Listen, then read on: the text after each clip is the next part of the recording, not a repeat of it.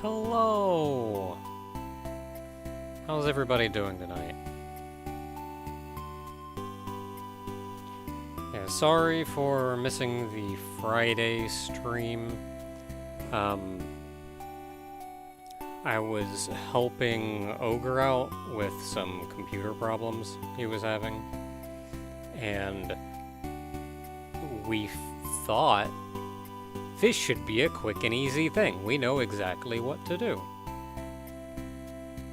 And I don't know why I ever think anything is going to be easy. So we were working on that until very late. And by the time I got home and ate dinner and set up to stream, it was 10 p.m. And I wasn't about to start a stream at 10 p.m. I was already falling asleep in the chair.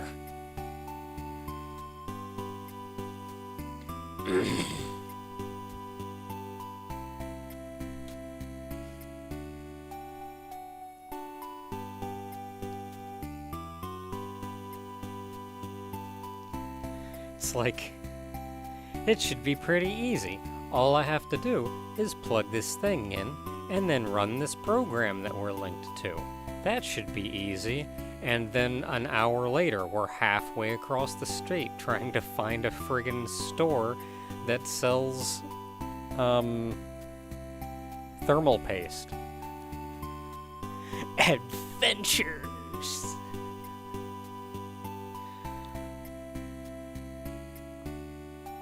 Yeah.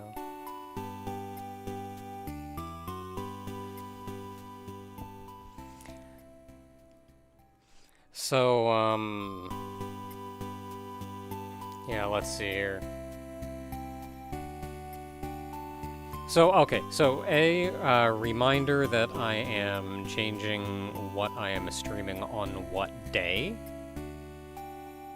after today. So on Thursday, we're going to be back on Twitch with Vivian. Vivian is going to be working on herself. I figured,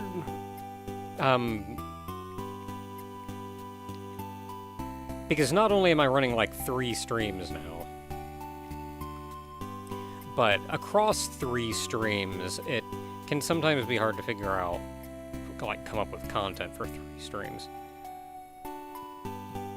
But I figured, hey, the easiest thing to do is to combine my problems. So I've been wanting to work on Vivian for a while. I've been wanting to work on her 3D model. Like, figure out how to work the 3D model, figure out how to change it, like, learn that through that whole experience, as well as actually make the changes that couldn't be made in Vroid Studio. I wanted to do all of that. And I just haven't had the chance or time to do it on my own. But, hey, why don't we have Vivian do it? So Vivian is going to be working on herself. I also have been very slowly working on, like, art and game design and game dev and that stuff. And so I figured as soon as I'm done with UTG Completion, Sunday is going to be a game dev stream. Or whatever major project I'm currently working on, which is usually game dev. But sometimes it's like art for game dev. Like right now I'm doing a whole lot of art. I'm gonna draw 4 characters and I'm working on the 3rd right now.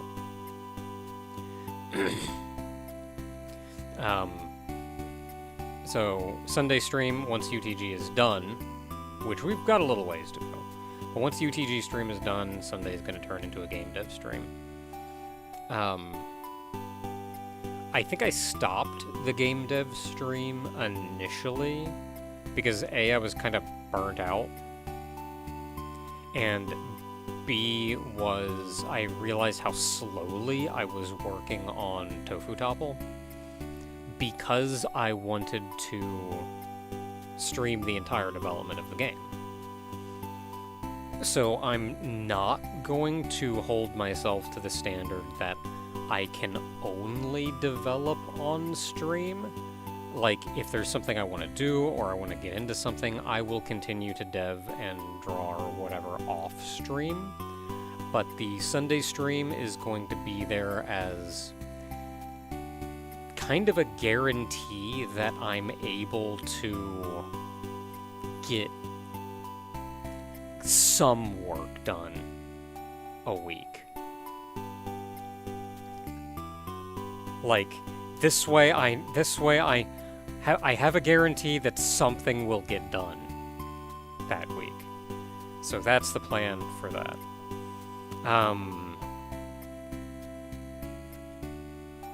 Friday is going to continue to be community night. If there's something else that I want to do, maybe I'll toss that in and check that out. But Friday is going to be community night still. So that's Thursday, though, is Vivian working on herself. That's going to be on Twitch.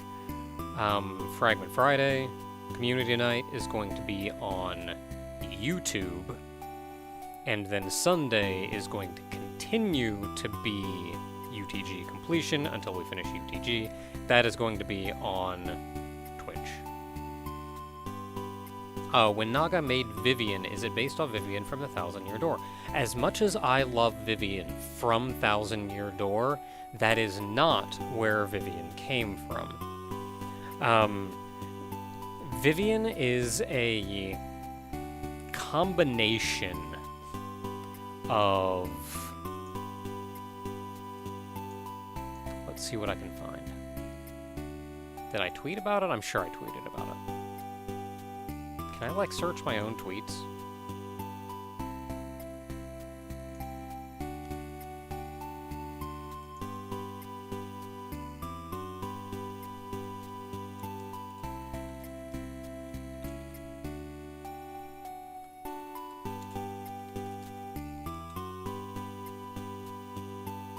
Why can't I? How do you search from anyone? From people you follow?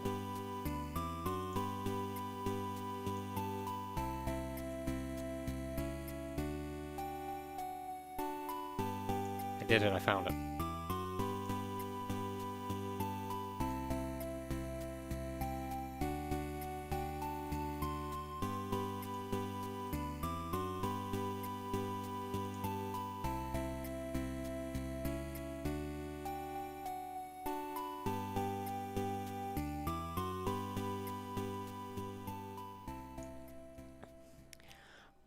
Okay, so Vivian is, let's see if I can find the other one.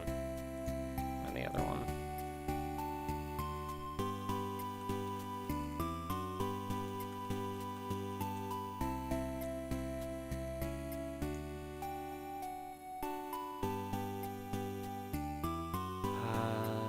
Is she here? I don't see her.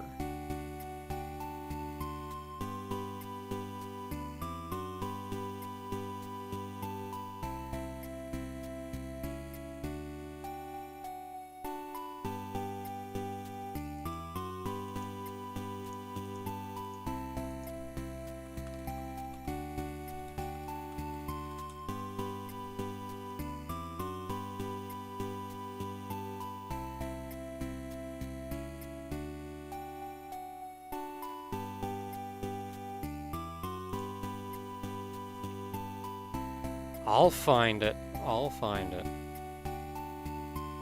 Somewhere.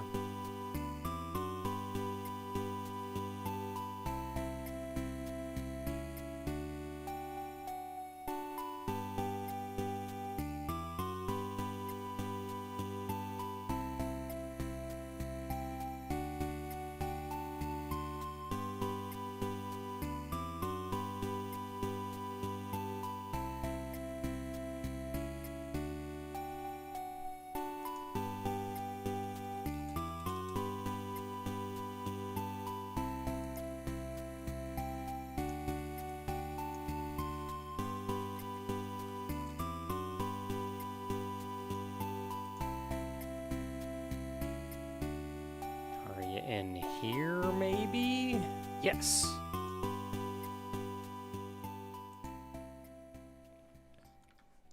Okay, one last one, and then we'll have everything.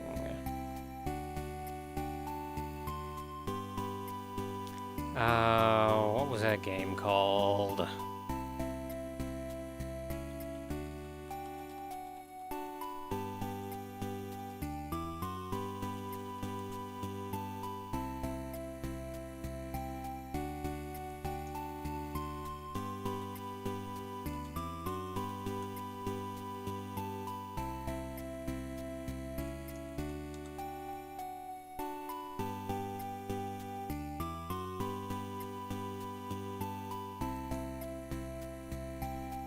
This is the name of a video game, right? Ah, it's Dreams.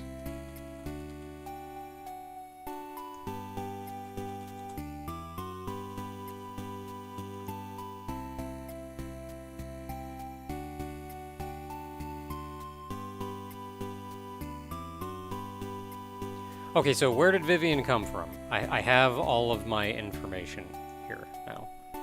Where did Vivian come from? So, the first thing so somebody suggested that I tried FaceRig, because it was kind of a big thing to use, like a face cam, and I have always adamantly refused to use a face cam. So somebody said, like, hey, well, why don't you use FaceRig or something? I was like, sure, I'll look into it. I'll see what I can do. So I hecked around with FaceRig for a little while. And the avatar that I ended up using was... Can I drag this over? Sure can. This one. Her name is like Alice or something. A-L-Y-S, I think it is. But this is the one I ended up using. And I had an alright time with that, but I ended up finding, like, I want more control. I don't want to feel like I'm using somebody else's character. I don't want to feel like I grew not to be as happy with it. I mean, I'm using a stock model. So when I started looking into, okay, well, what do I have to do to make my own? Do I have to, like, learn Blender? Do I have to make it in Blender? And that's when I found,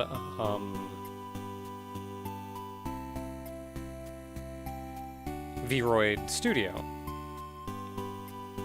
So, Vroid Studio made my own. And the character that I ended up coming up with, the design that I coming up with, was Vivian. And to make Vivian, it was effectively a combination of Alice...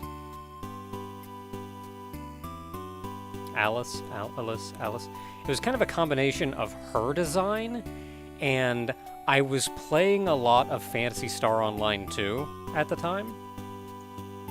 And that is my Phantasy Star Online 2 character, who is a spaceship.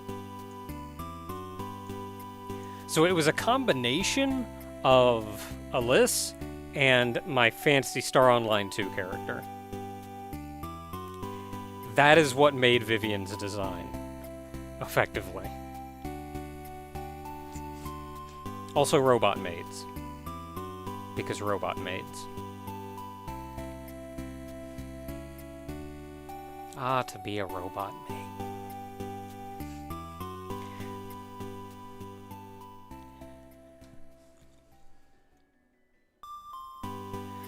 So that's where the design came from. The name Vivian did not actually come from the Thousand-Year Door. It came from a PlayStation game called Azure Dreams, which I will always have strong memories of having played in my childhood. And one of the characters in that game is named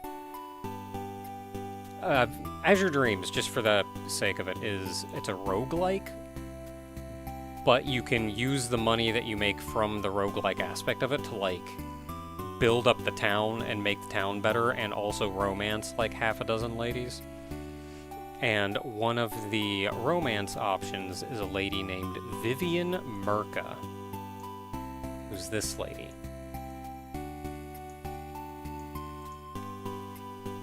And of all of the characters in Azure Dreams that you could romance, I always liked Vivian the most.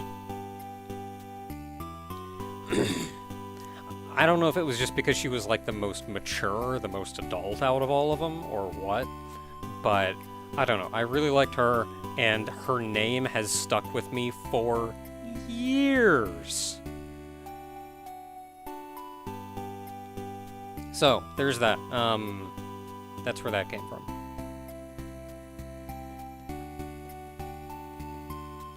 So there is your lesson about how Vivian came to be.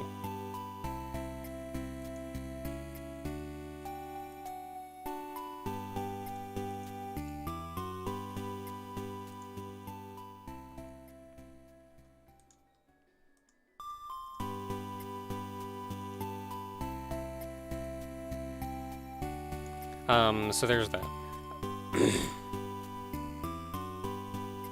Let's see here, what else do we have?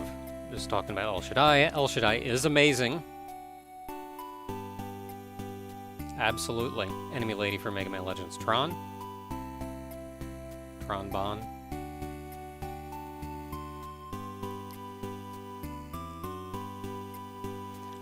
Talking about El Shaddai, which is amazing. Have I tried R-Type Final 2?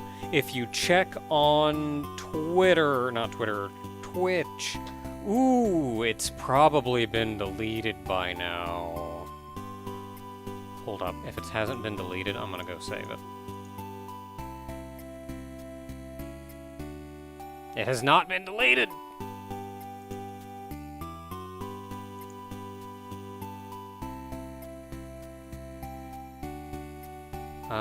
Highlight. Highlight that whole shebang. Just keep it all.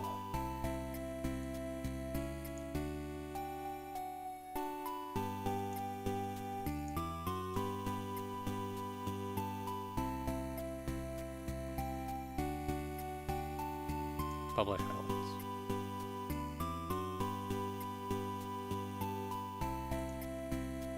Okay. If you check my Twitch, about 2 weeks ago, week and a half ago, it was like launch day. It was like release day. I streamed R-Type Final 2. So, we had a lot of fun with it. We had a lot of fun with it. Since then, I've still been playing a bunch of R-Type Final 2 in my own time. I spent pretty much all yesterday playing R-Type Final 2. Just playing it over and over again, getting resources, buying new ships, unlocking as much as I can possibly unlock, doing as much as I can possibly do.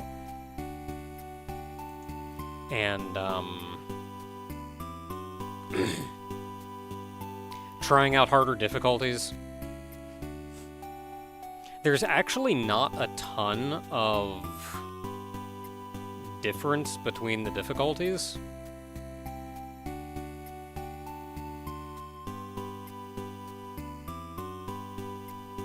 Yeah, there's a surprisingly little amount of change between the difficulties. I beat a couple stages on R-Typer. R-Type is so much about learning the stages. So much about learning the stages. And having, you know, a good ship. So after I unlocked a bunch of ships, I went in with better ships, beat a couple stages, even on, like, R-Typer difficulty, with, like, a really heckin' good ship.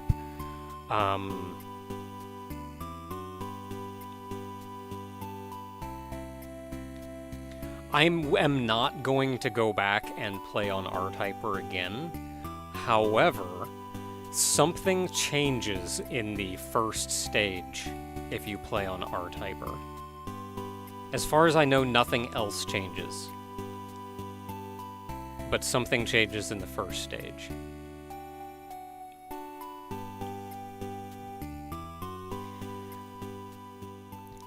But, yeah, I dabbled in that, played around with that.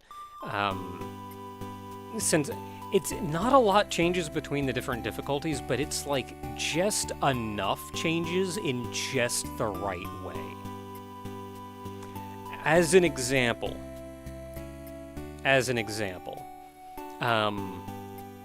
in the first stage, there's a section where a whole bunch of the really weak ships kind of pile out of a hole in the ceiling and then fly off to the left. Just like one after the other, boop, boop, boop, boop, boop, boop, boop, and fly off to the left. On practice difficulty, the easiest difficulty, as soon as the last one goes by, another chain starts coming out of the floor just a little bit further ahead. So when you're playing the game, as soon as you finish the one, you have to fly down and start shooting the other. On increased difficulties, that second chain comes out just a little earlier. And just a little earlier. So on the hard difficulties, you get to the point where you can't just kill the one bunch and then kill the other bunch. You have to focus on one and dodge bullets that the other one is shooting at you because you can't get down there to kill those. So it's just a matter of like a couple enemies, just a little bit different. Just like, that's the level of difference between the difficulties, but it's always in very key places like that that make a genuine difference.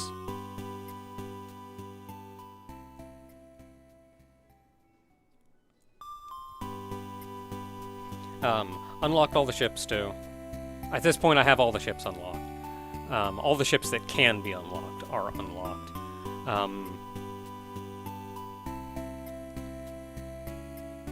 We only have tops 2/3 of the ships. We only have access to 2/3 of the ships.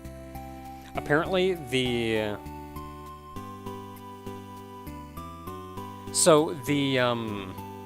Kickstarter did not actually meet the stretch goal to put all of the original 99 ships, or all of the original 101 ships, in Final 2. They missed that Kickstarter goal. However, the development company is being a bunch of bros and putting them in anyway. They're like working just that little bit harder to get them all in anyway. We've also seen the first DLC come out already, which is 2 of the previous levels, or two of the remake levels from the previous R-Type games. There was one stage from R-Type Leo and R-Type, I think, 3.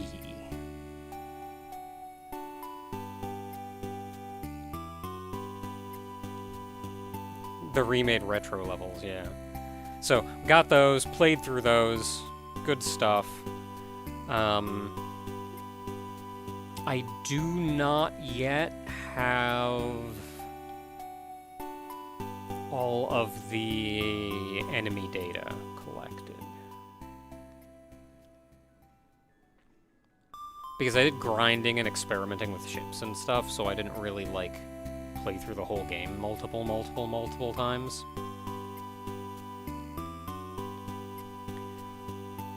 But, okay, I think somebody asked what my favorite ship was, and I think one of the most, not necessarily my favorite, but I think one of the most powerful ships that we currently have access to is Hades.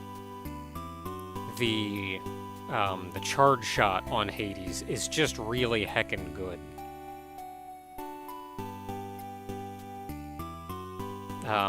Another one is... I don't remember what it is.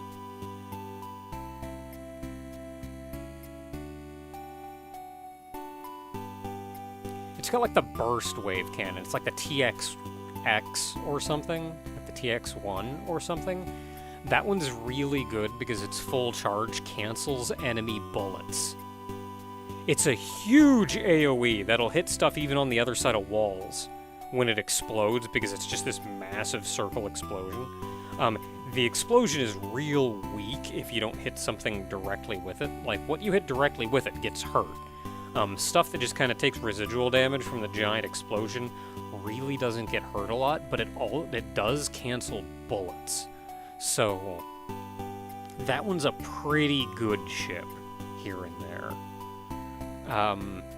My go-to ship, also Leo 2, is really good, but like Leo 2 involves you getting and then not losing your bits. Real heckin' powerful if you've got bits.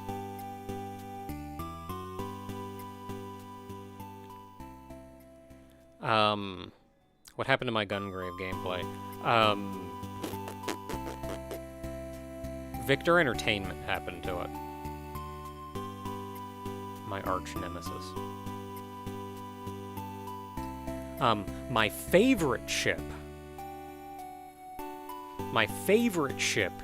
is, I think it's called Sweet Dreams. It's the one with the,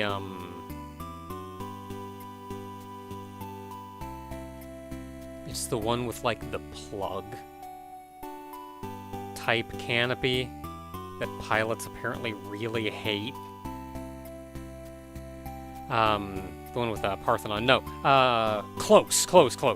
The one right after Sweet Dreams is the one with the Parthenon.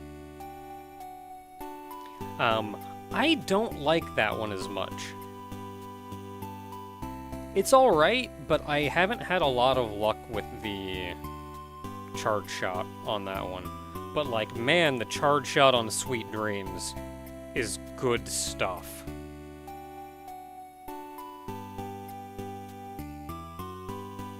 Like, a direct hit from that thing just wrecks anything.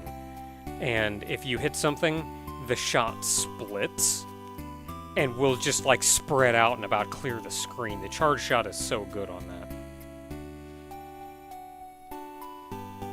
It's just got the honeycomb force, which isn't my favorite force, but it's not bad. But the nice thing about that charge shot, though, is that you can use that even if you don't have a force.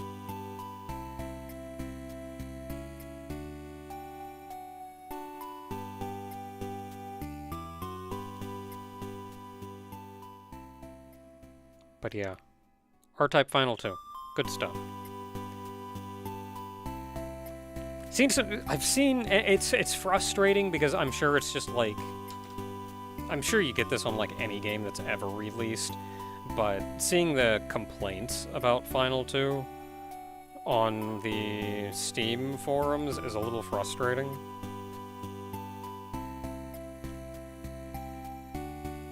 Like, people saying, like, the two biggest complaints are, A, the game looks unfinished and cheap, and the biggest citation for that is Stage 3, and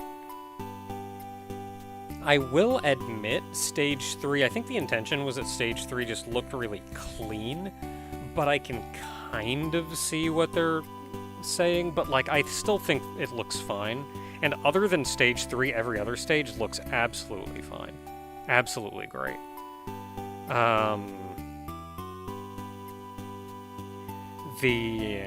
The other complaint is price point, and the game's like, what, 30, 40 bucks? It's not even a full-priced game, for Pete's sake.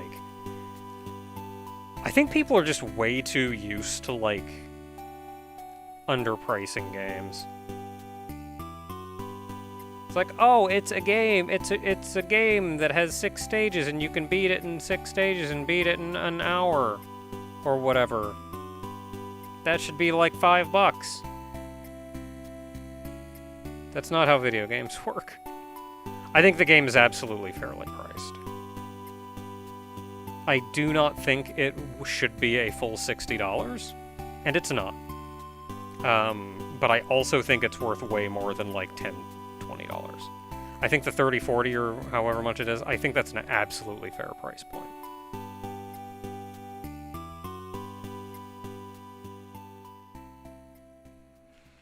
The price does go up to $60 if you want the, like, season pass, effectively, which gets you all DLC and all future DLC.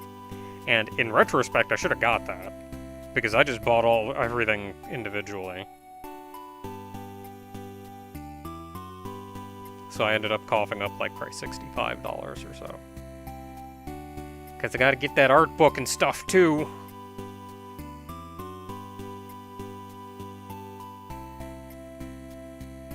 I'm just giving them money though.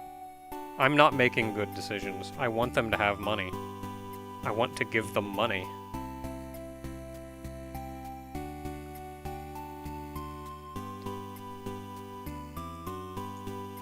Okay, here, let's just settle this. I'll just boot the game up and we can look.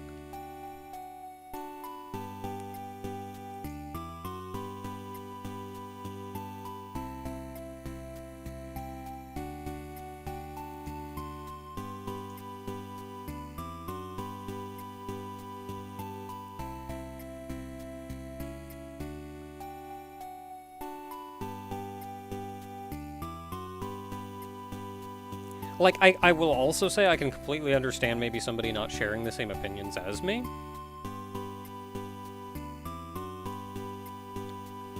Like, I completely understand that.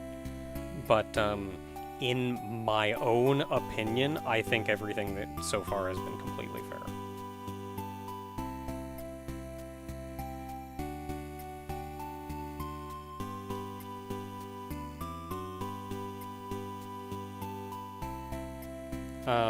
Do I actually still have R-Type?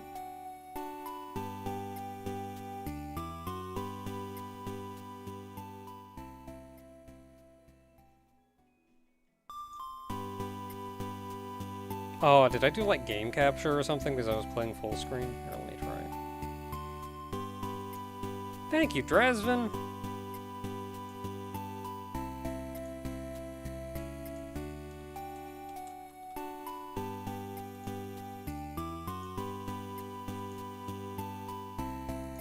Nope, wrong R-Type.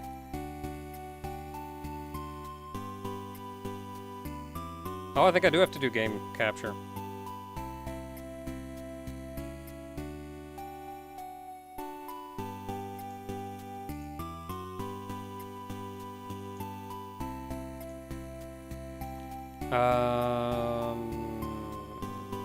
Game capture.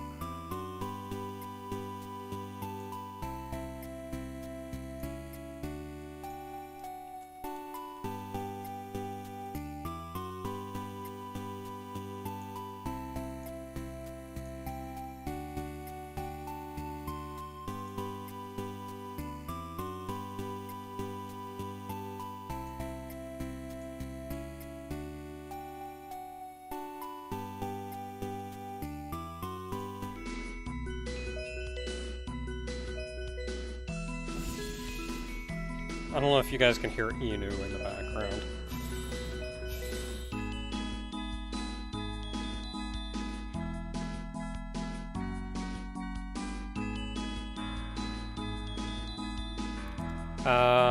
Okay, so let's go find... No, it was Happy Days. Happy Days is the good one. So my personal ship of choice is Happy Days.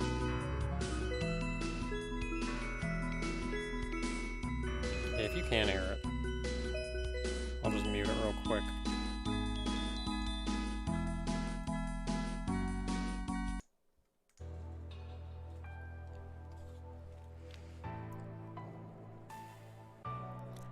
Okay, yeah, so my personal ship of choice is Happy Days. The one that shoots the friggin' Parthenon is Sweet Memories.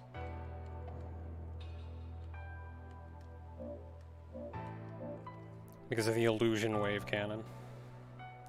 I've never had a ton of luck with this, though. It's just always felt like... I don't know if it's random what happens, or if I'm not charging it up all the way, or what, but, like...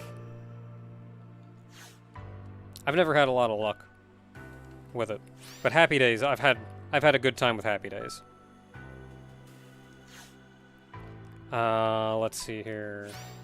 Disaster Report is another interesting one, but it's okay, I guess. Where's the other one? Hades. Hades is probably one of the most powerful ships right now.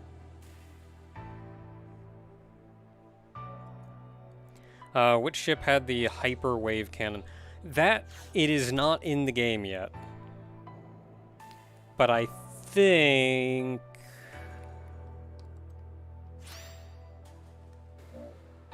Yeah, okay, so the Strike Bomber has the Mega Wave Cannon.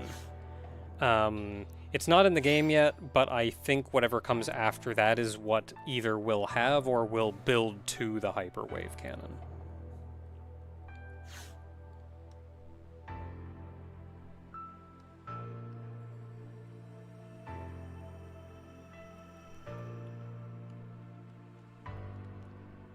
Yeah, so let's see here. Hades is probably one of the most powerful ships available right now because of the Bounce Lightning Wave Cannon is real heckin' good.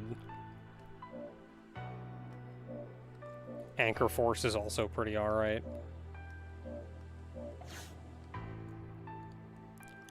Let's see here. The transforming ships are just awkward for the most part. No chaser. These are the ones that are a reference to,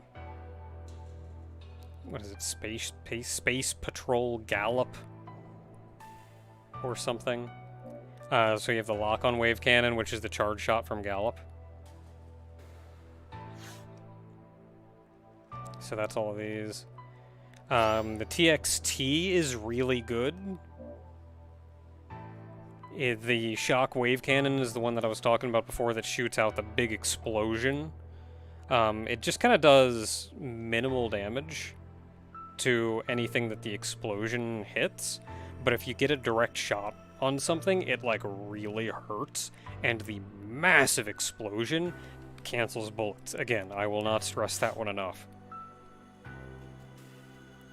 Let's see here. These are awkward because these are the friggin' pile bunker ones. I do not want to melee with my ship.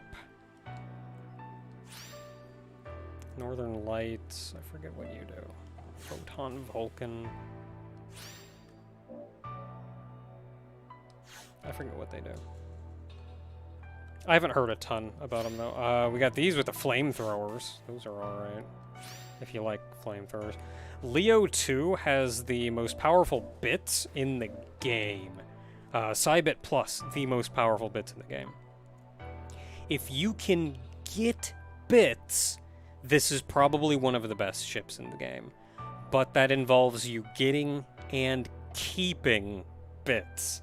And there's like 3 bits that you can get in one playthrough.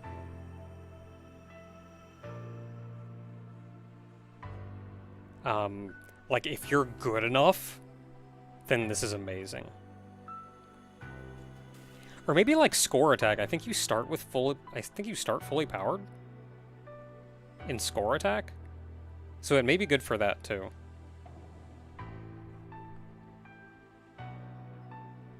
The game is stingy on bits. R-Type has always been stingy on bits.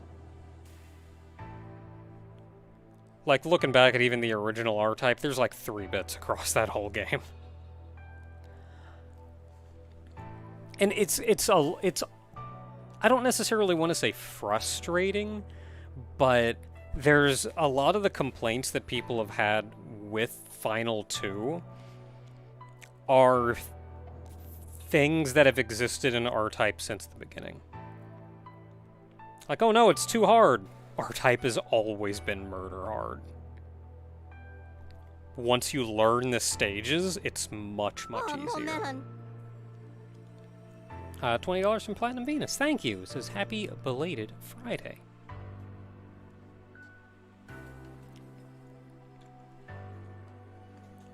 Yeah, like, R-Type has always... It's like, oh, it's too hard. R-Type's hard. I mentioned this in the live stream where I was playing through it, but like, R-Type will kill you until you learn.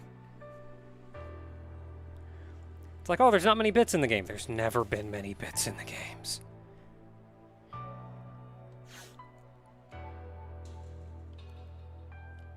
Yeah, so that's Strike Bomber, Sunday Strike. Oh, Sunday Strike, I think, is just kind of the better version of the Warhead. Which I think Warhead was the R-Type 3 ship?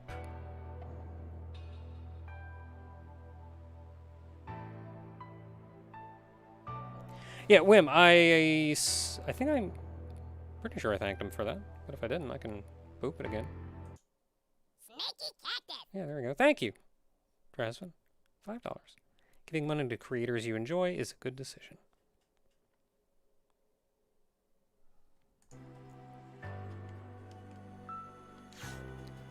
Let's see here. King's Mind is kind of fun, but I've found it not to be amazing.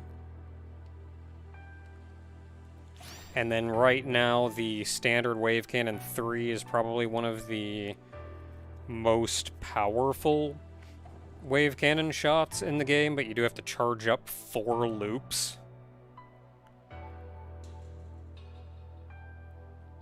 Warhead was R-Type too? Yeah, it was.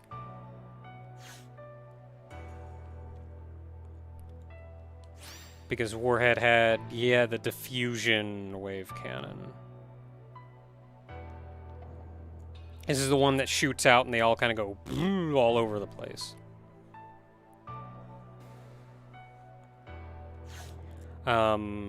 The one from 3 is in here, but I do not know if it's in here already.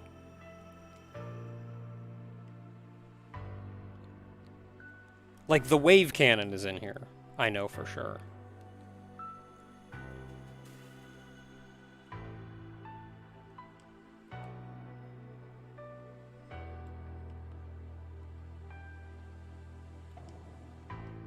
There's still so much room for ships.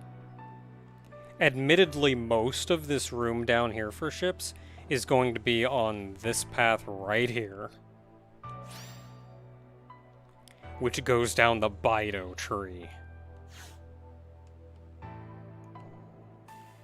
Which none of the Bido ships are in the game yet. I mean, technically Bido Alpha is in the game right now, but you have to play through a specific branch in order to do that. You can't just pick that ship. People have hacked the game to enable all ships, and technically all of the ships exist, but they're not all completed. So, like, if you wanted to hack in the ships that you don't have access to yet, it's, that's where you get all, like, ships that don't... Some ships don't have graphics, some ships don't have forces, some ships crash the game if you use them beyond stage, like, 2.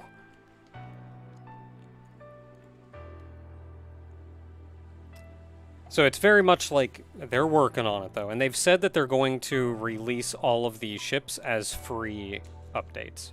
It's not going to be paid DLC. So, like, eventually these will come out. And this is kind of what makes me unsure about when I want to make videos on this. Because technically I feel like I know enough to do videos on the game as it stands now. But if I want to do the game proper, then I'll want all of the content to be there, and which means I'm waiting on the additional DLC with the additional retro stages. I'm waiting on the rest of the ships to get made.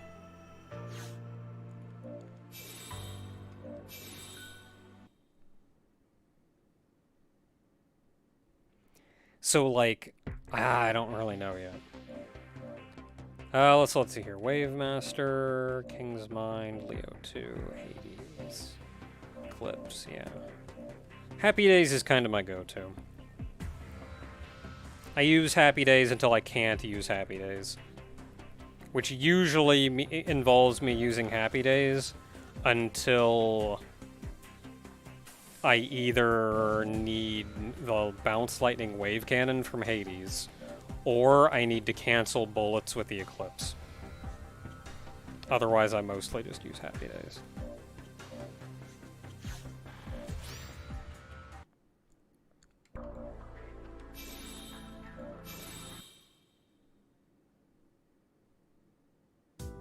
Also, I fixed up my page.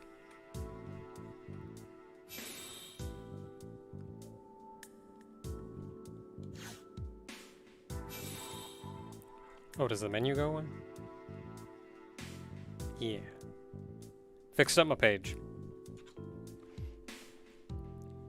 So we'll see what the... Like, right now, Happy Days is kind of my go-to ship, but we'll see what future updates has in store for us.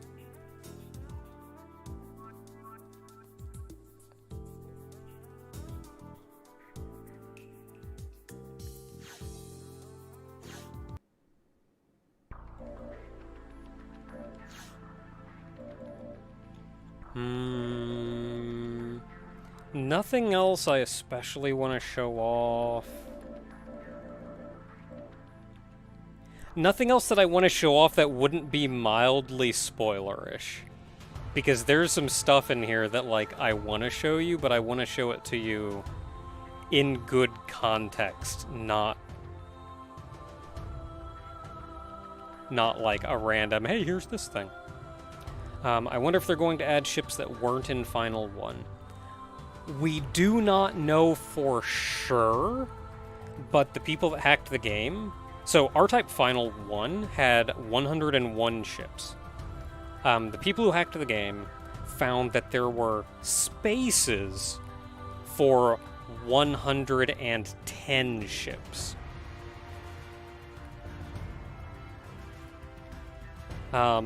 Apparently, if you remember the R99 and the R100, I think that's what they were, which were the ships that it could equip any force, any bit, all of that.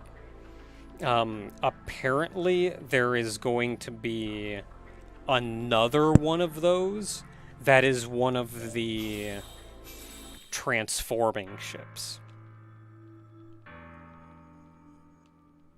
Which is... Where's the Transformers? These guys.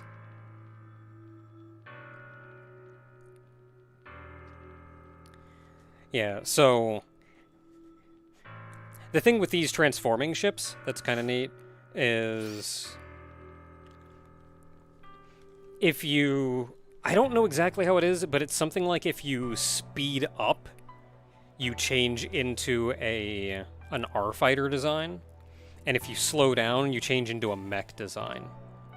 And which form you're in determines which wave cannon you shoot.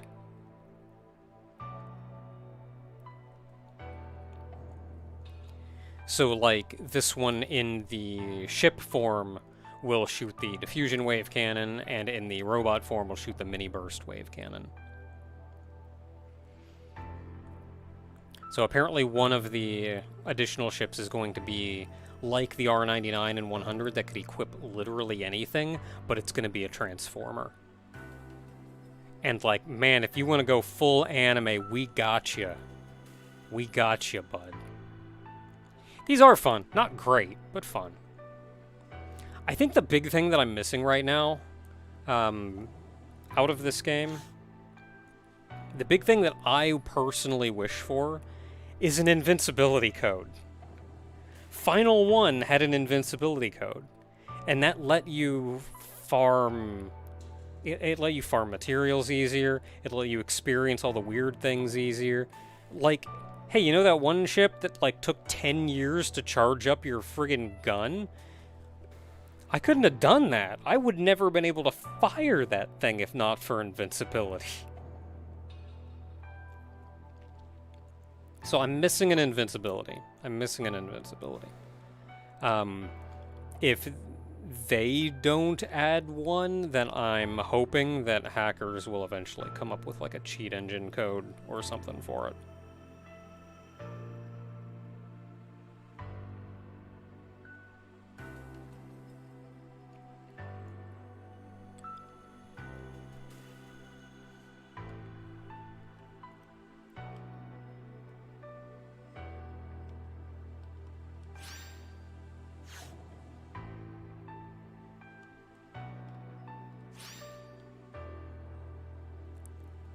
So you'll notice, this one looks a heck of a lot like the ship from Image Fight.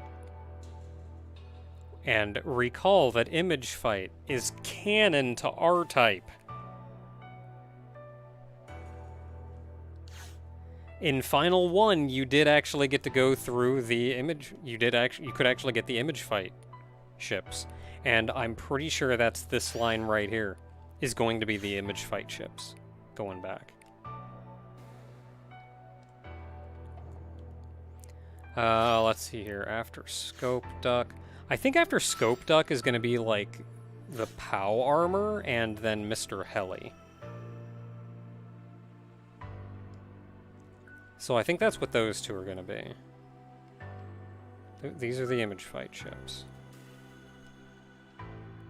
I don't remember what those are going to be. This one follows Strike Bomber. Yeah, so this one I think is going to go to the, like, the Hyperwave Cannon.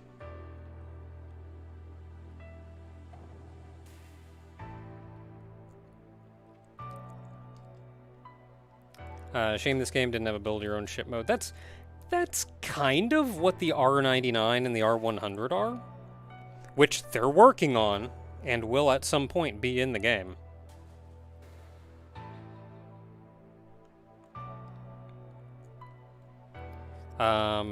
This is the mech line. I don't know what's gonna be over here. It's gonna be at least a couple ships.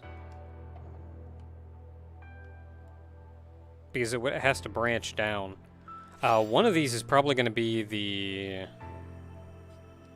one armor that, like, is an enemy. Kind of like the power armor. It looks like these guys. Feel like that's gonna be one of these.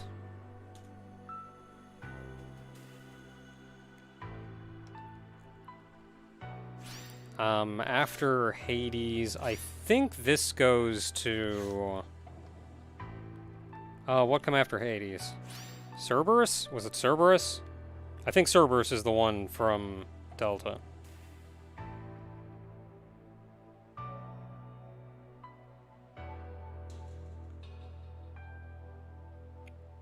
I think it was Delta.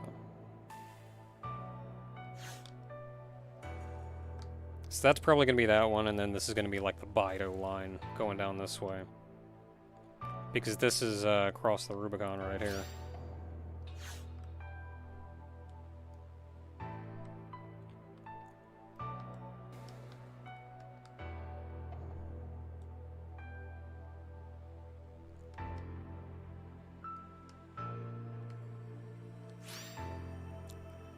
Look at how dumb this thing looks. See, that's the other thing with, like, invincibility, and why invincibility is kind of nice. Because some of these ships, like this friggin' Kiwiberry, are just bad. You can't play with this thing. But if you can turn invincibility on, then you can at least, like, drive around and have fun with it.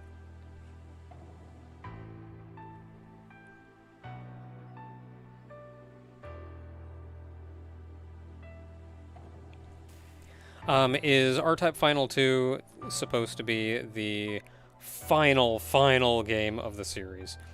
It is the main developer of R-Type. I forget the guy's name. It was, when he made R-Type Final, he was kind of done with R-Type. He felt like he'd done everything that he wanted to do with it. So he made R-Type Final as a way to kind of send off the series and wrap it up.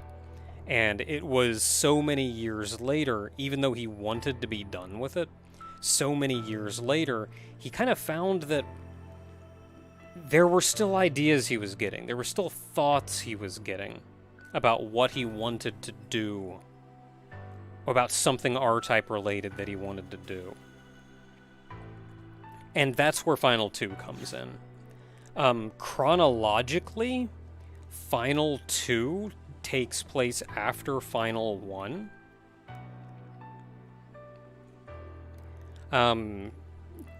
But all of the gameplay that you see in Final 2, since the point of Final 2 is you're chronicling stories that were untold, that went untold in the Baido War.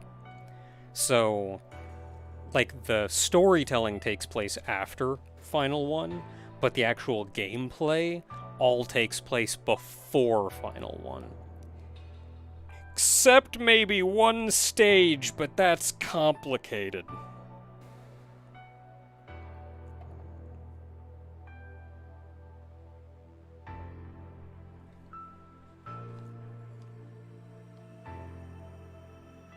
But yeah, I'm pretty sure his intention is...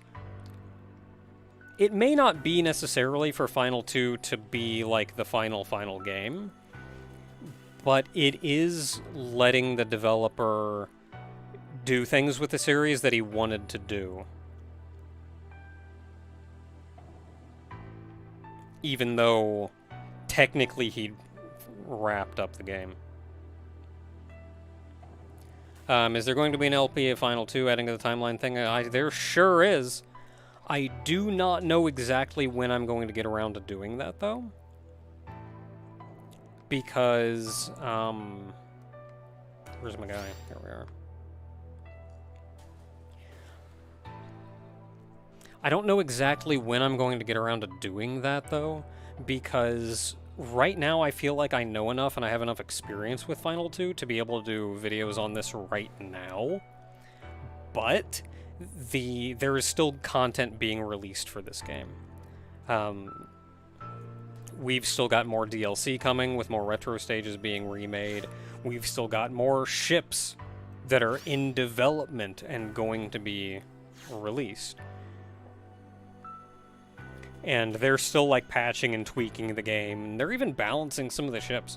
I saw a post on the Steam forums where somebody mentioned that it felt like they had nerfed the Strike Bomber's Mega Wave Cannon.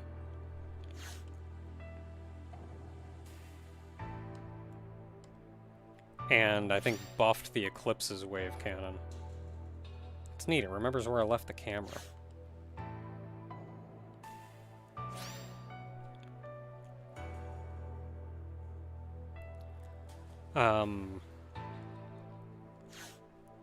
So yeah, I want to do the game, and I absolutely will. 100% I absolutely will. And I don't give 100% very often. Well, let's say 99.9%, because you never know. Maybe something comes up.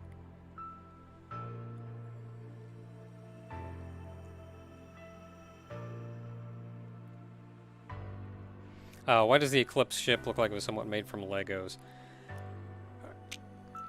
That's 'cause it's almost not even an R fighter.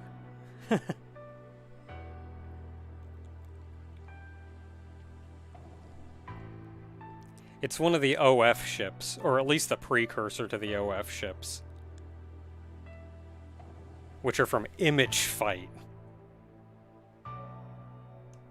Oh yeah, that's right, it also transforms around. As you speed up and slow down, you see its pieces, like, shift around, which is kind of cool. Ooh, Lego R-Type. Good stuff.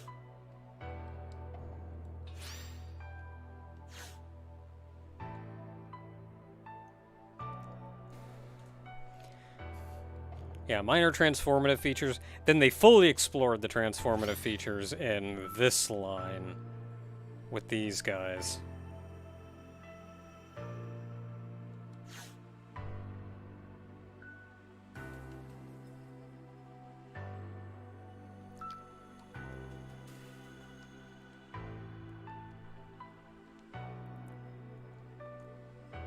So yeah, yeah, 99.9%. This, I will do this.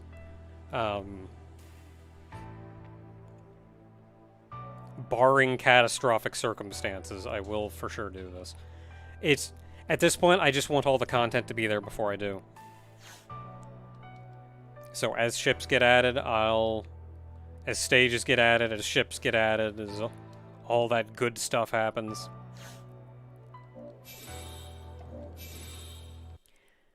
I think they're accepting feedback right now, and honestly, I feel like the biggest feedback that I want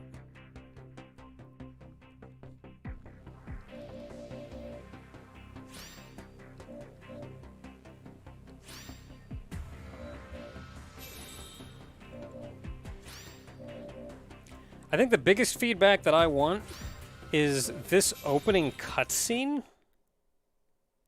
I want more of this. You can disable the cutscenes right there when you start, so you can play through the game with no cutscenes.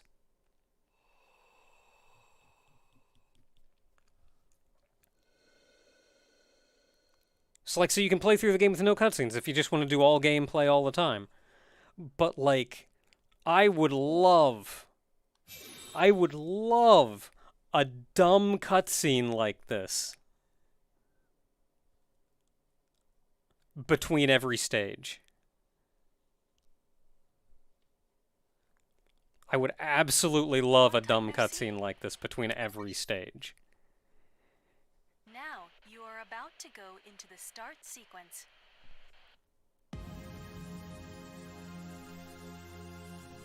Oh, that's neat. It's actually my character and my ship. I mean, I knew it was going to be the ship,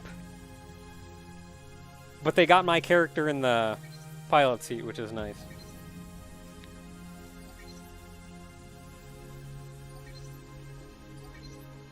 The start sequence has been completed.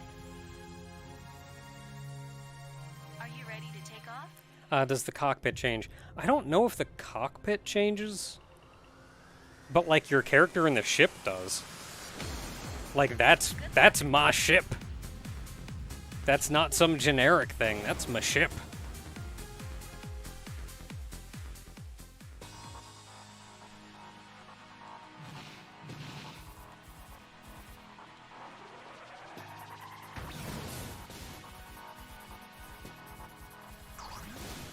Yeah, like the little quotes in Final 1 that came up before stages started.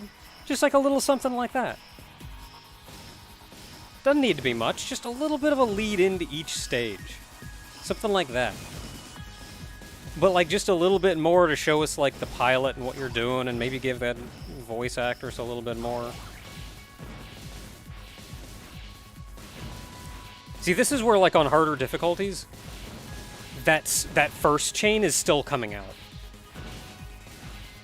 So like by the time you move down to deal with the second one, the first one is still there.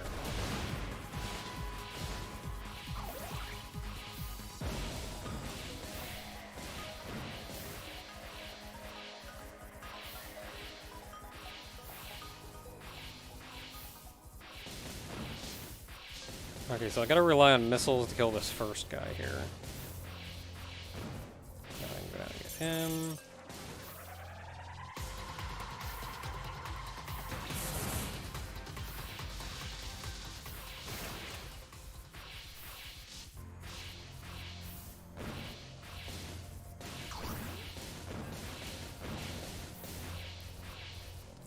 Yeah, the whole point of Cross the Rubicon, lore-wise... Ooh, I should have been charging up.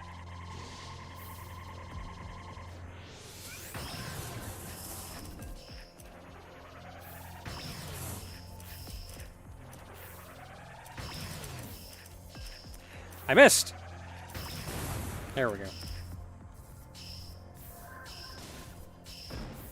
Yeah, so lore-wise, it's said that it's always been known that there's a limit to how much Biotech you can use in a ship and in a force. And so all ships and forces were always designed with that limit in place. But the Cross the Rubicon ship was designed to break that limit.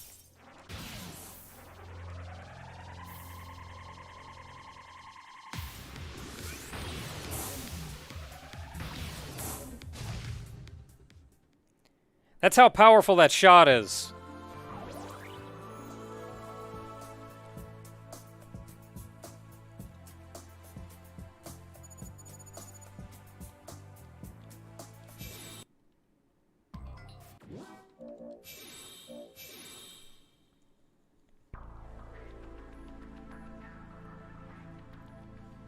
Oh, you didn't even get to see what's cool about that one either.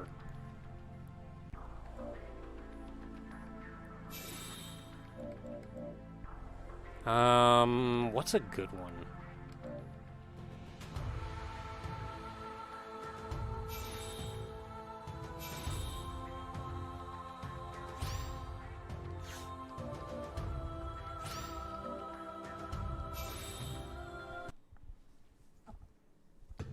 Like, if you get a direct hit with that, it's real heckin' good.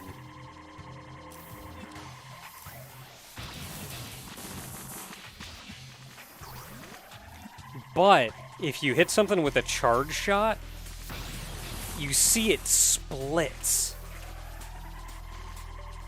And will continue going on the other side of it.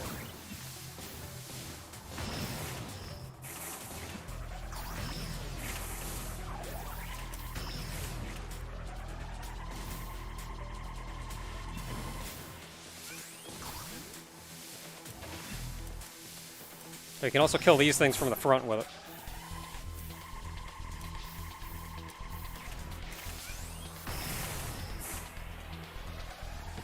Like, so you can just fill the screen with these friggin' bullets.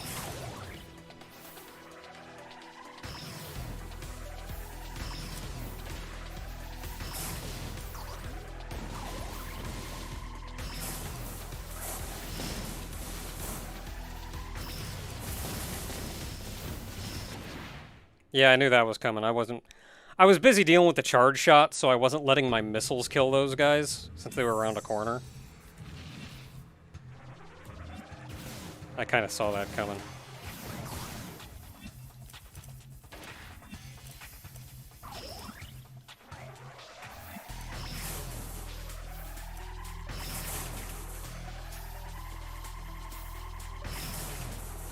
Like, you see that crap?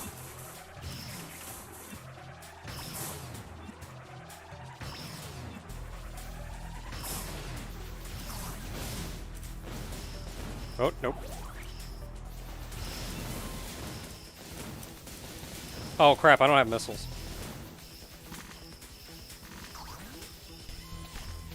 Nope. Okay, they'll just be back there, I guess.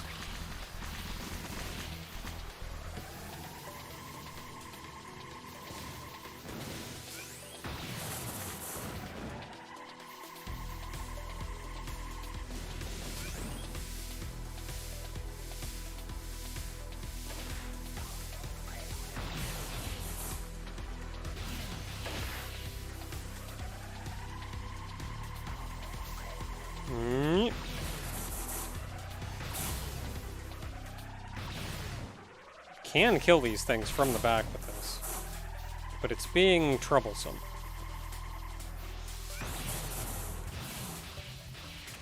Okay, we got it.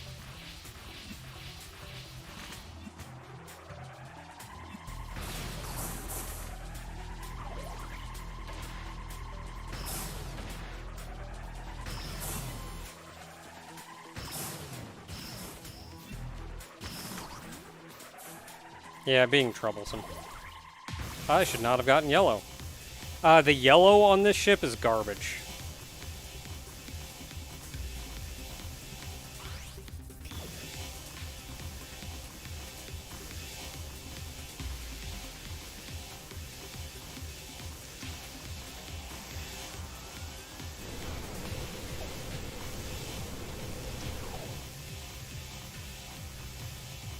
Like, I generally avoid yellow like the plague.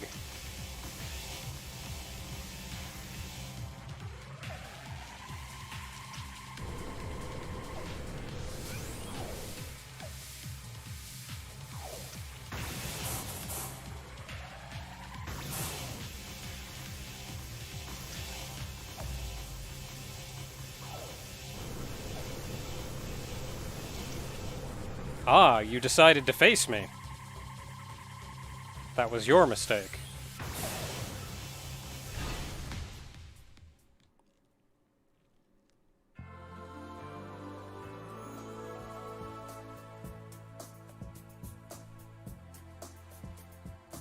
My favorite red, yellow, blue weapons. Aesthetically, I like the DNA beam.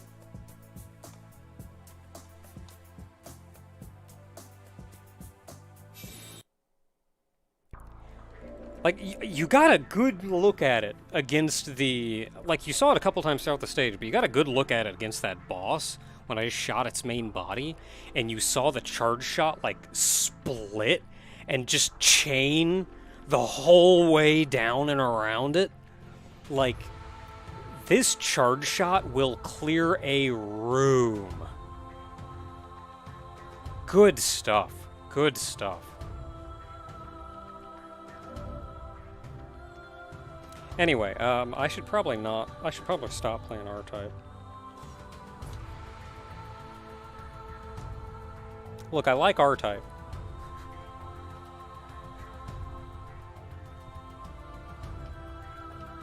And I will 100%, 99.9%, I will absolutely show this game off. I will make proper videos. You guys will see all the cool stuff. Because there's so much cool stuff that I haven't shown you guys.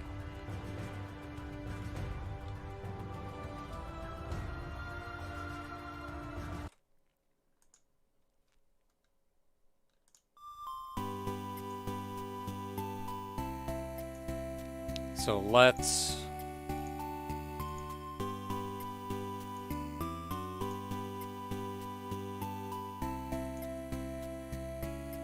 get to what we're supposed to be doing today. Where are you? There we go. Enooh! Enoch's action game.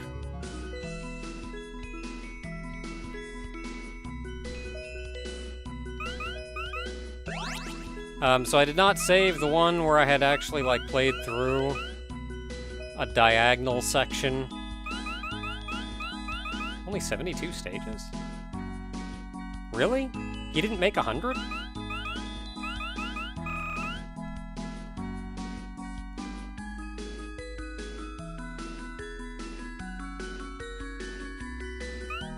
So, Enooh. Okay, so this is...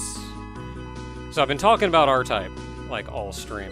But technically my Sunday stream right now is UTG Completion. Which is, So I've been making a proper video series on YouTube of every game made by a Dojin company called UTG Software. They made a whole bunch of, like, Toho fan games and stuff. So in the proper video series, for the most part, I would play through the normal and maybe the hard mode of the games. But I would typically not play through the lunatic or masochist difficulties. Just because I didn't want to take up 1,000 videos of me making barely any progress.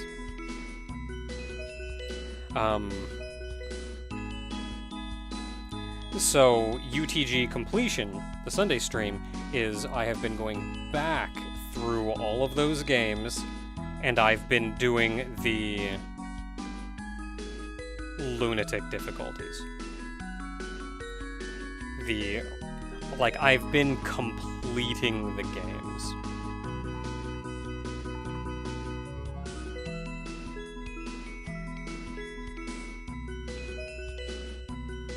Game sound seems to be delayed to footage?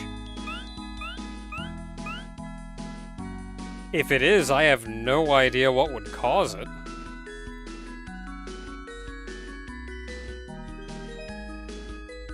That's not a thing that I typically... I don't even know how to do that. Like, well, if it's in sync for some guy, then I'll just kind of hope that I've got everything right.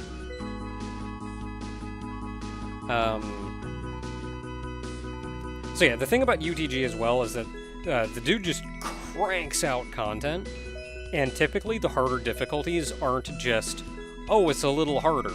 oh, the enemies do more damage, oh, there's more enemies or something. Like, he typically makes whole new levels for each difficulty. So, not playing, if there's 3 difficulties and you don't play the hardest difficulty, you literally only played 2/3 of the game. If you only play 1 difficulty, you've only played 1/3 of the game. Like that kind of stuff. So, in the interest of actually seeing all of the games, I have been going back and completing the Masochist and Lunatic difficulties. As well as just any other content that I didn't do. Enooh is kind of a meme game, so I did mostly a vertical slice of this game and didn't actually play through it all the way. So hopefully this game shouldn't be too murder difficult. It should be a pretty alright time. So we'll start out, we're Enoch. We can do this. Double jump. I've got an attack that has, like, no range.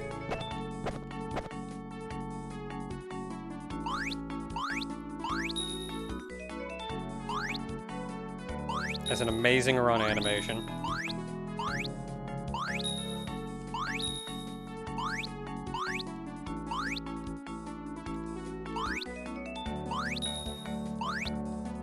This game is not, just as a heads up, this is not indicative of the quality of game that UTG makes. I already said this is a meme game.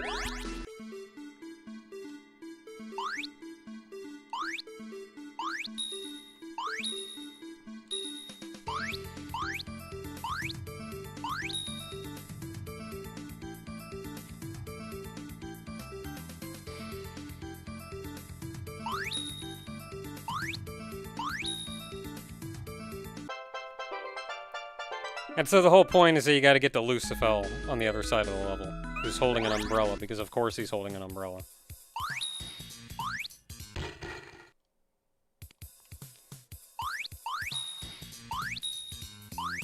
It was not your fated time to die.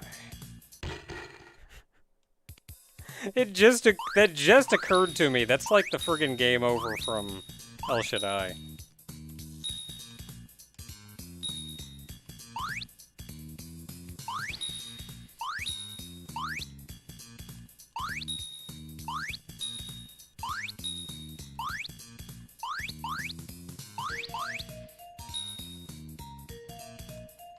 Can I, like, look down?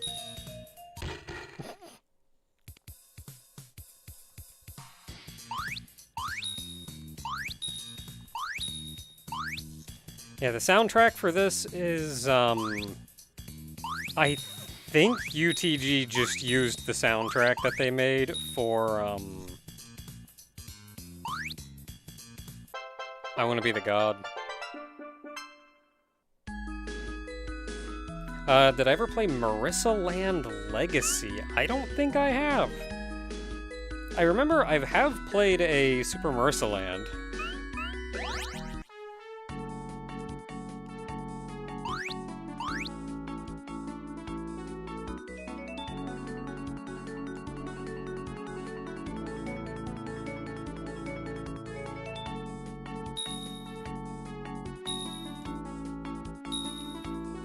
And technically I've played Super Marissa World, but that was on my own time. Oh, so this is a big maze. I see.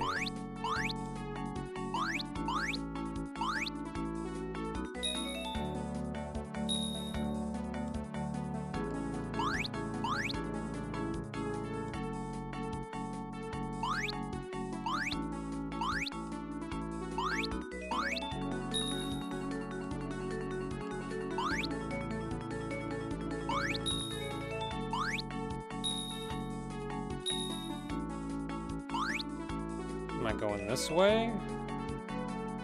Like, if I had to guess, I'm just going as far right as possible. No, I'm not. Ah, there he is. Okay, we have to get to him. There he is. How do we get to him? Okay, we can't go back.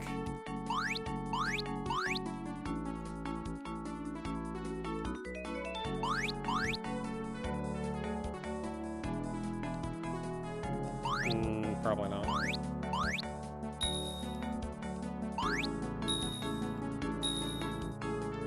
Okay, so I think we could get there this way.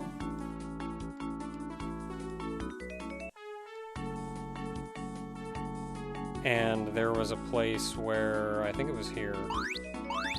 We go up here, we go over. We did it!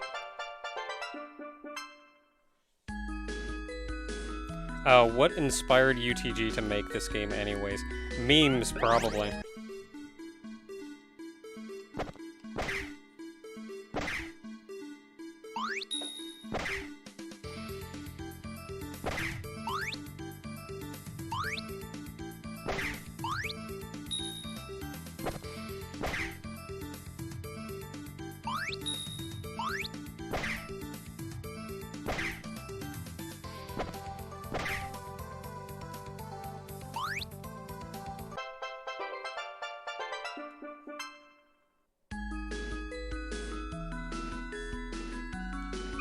Yeah, El Shaddai was kind of... El Shaddai was a little memey. Just a little. Okay, so what kind of adventure are we going on here? Okay, so we have blue and a red. So we have to get out the other side.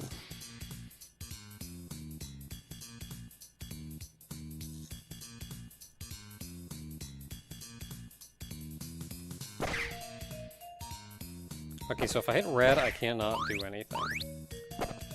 So let's hit blue and see what I can do. Okay, I can hit blue, and now I can hit red.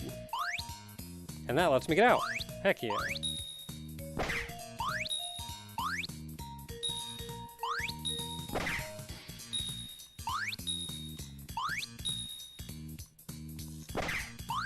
And I gotta hit red.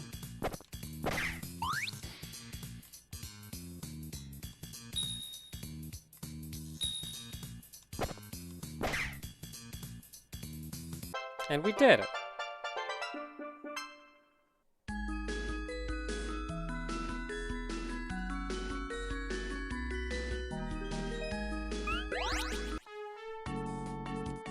I was expecting to fall to my death. Gonna be honest.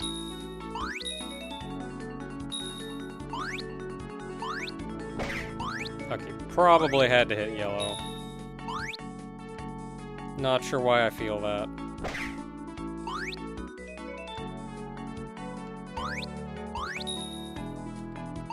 See a green hole down here. I'm trapped.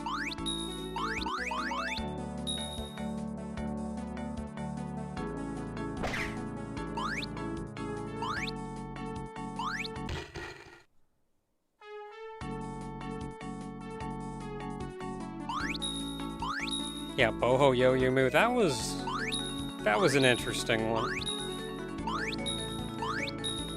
It's amazing what you can do with such limited assets. Because you get something like Boho Yo-Yo-Moo that was done with, like, I don't know, 3 very basic tile sets and a bunch of fairies. And that's the game!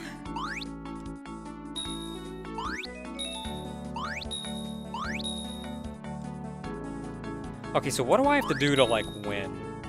I have to hit red.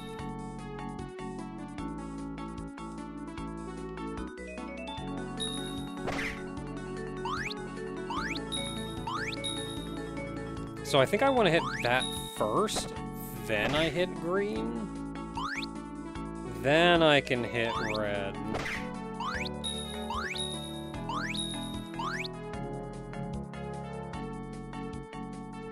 Yeah.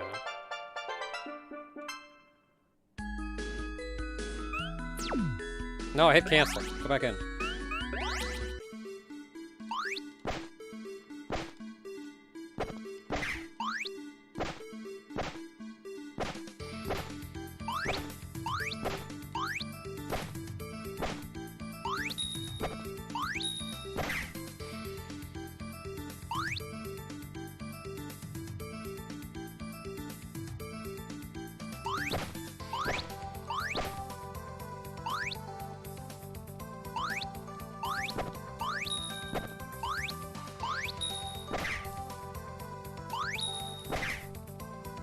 I figured it out. I got this. Dang it, I hit it again.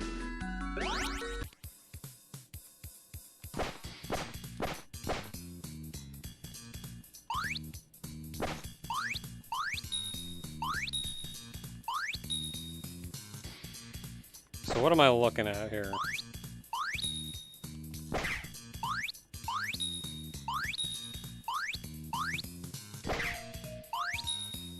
Now with that done, I need green off in the grand scheme. Oh, well, heck.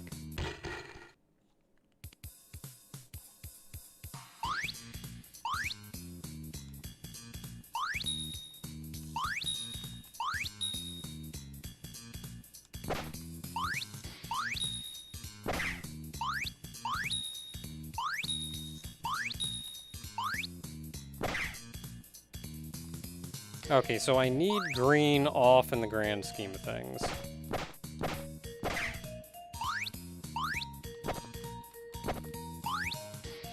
Okay, I need to hit blue. So I just need to hit green and I'm done.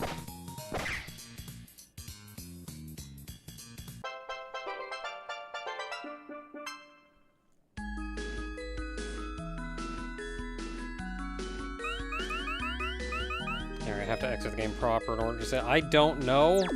Dang it. Oh no, enemies.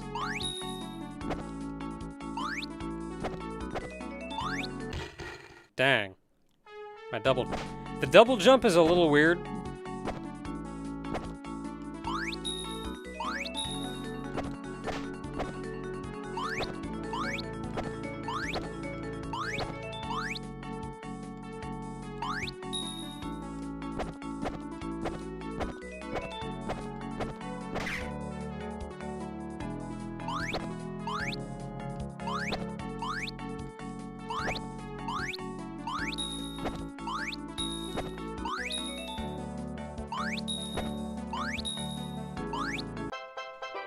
The double jump is a little weird.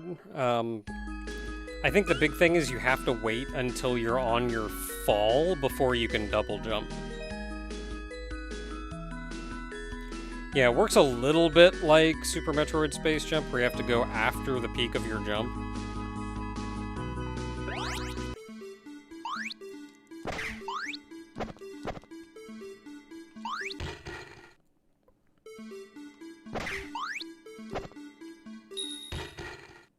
Wow. Didn't think I'd go that high.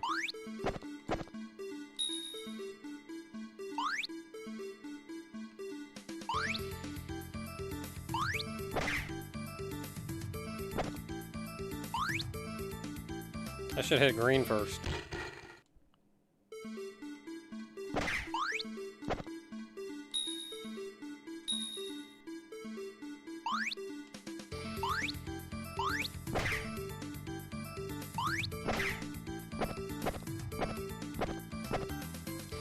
There we go. These are short stages too, I can appreciate it. Oh no, they move now.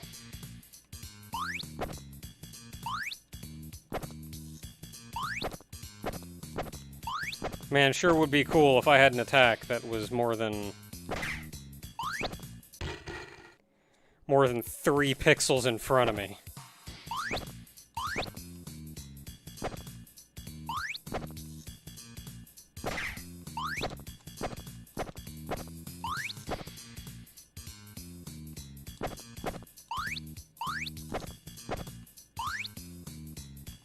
What if I don't want to hit that?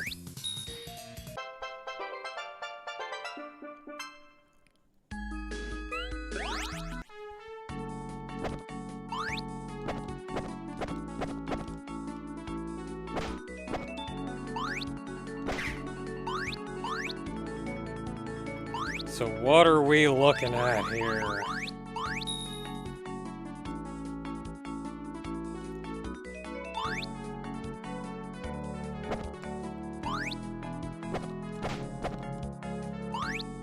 Okay, so I can go hit blue now.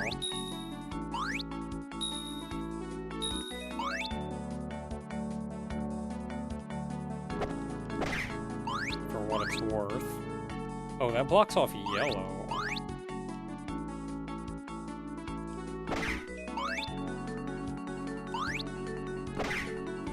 Probably want to do that.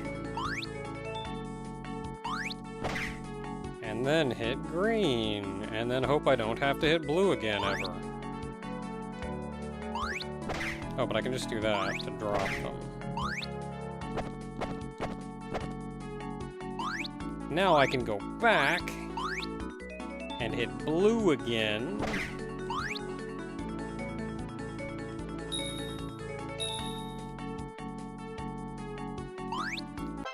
And win the game.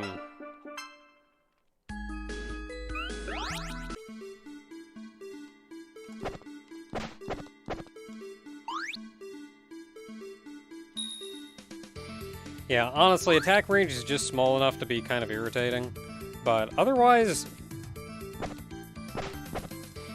standard UTG stuff.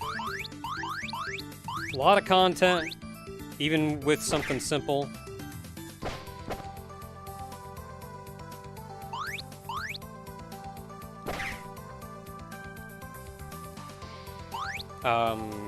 Peak memes, good stuff.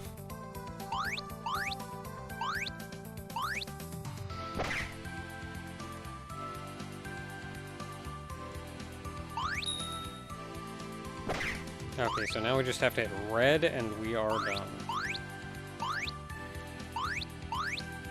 Ooh, how do you do that?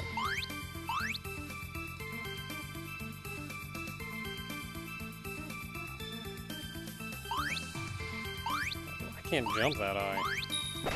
Never mind, I can.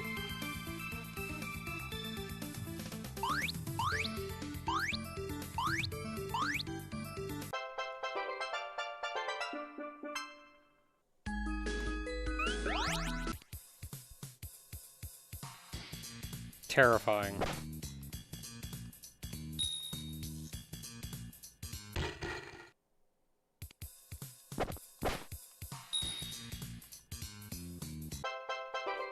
We did it.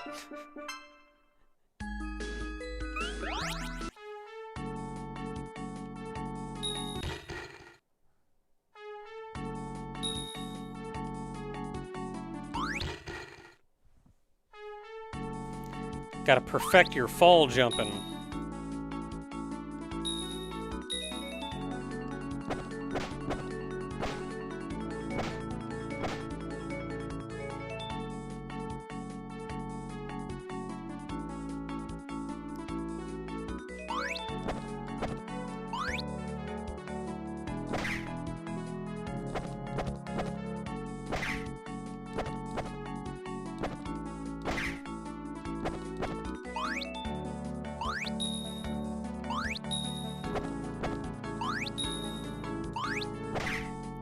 So we can hit yellow, and then we can go back this way.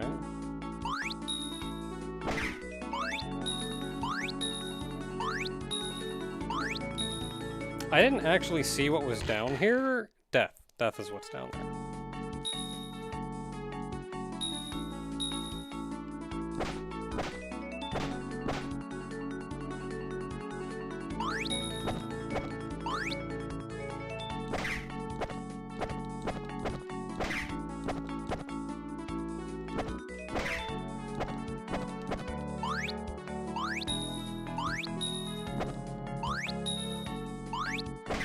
Okay, so we have to hit yellow. Probably a good idea to hit blue.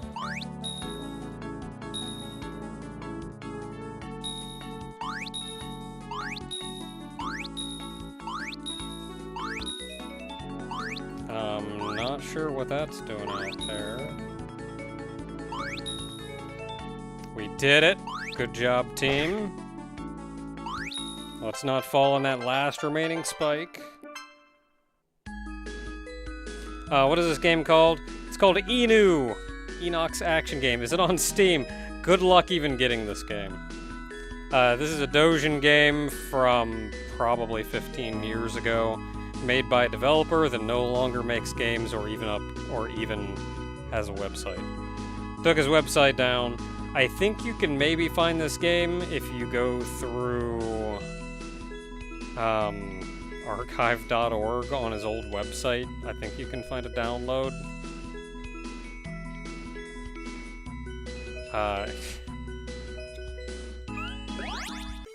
This is one of the lost parts of the internet.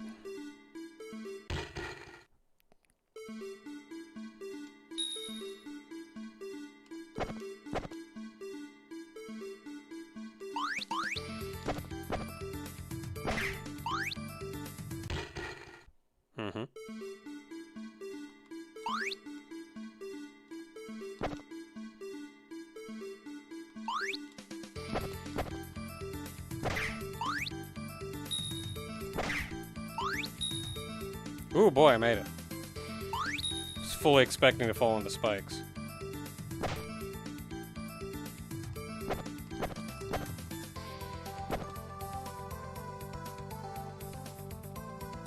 Oh, wow. Safe ground.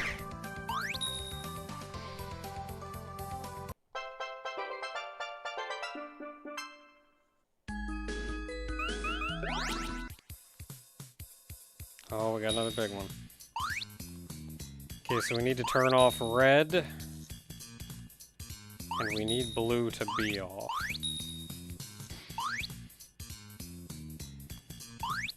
We can turn red off there. That's death.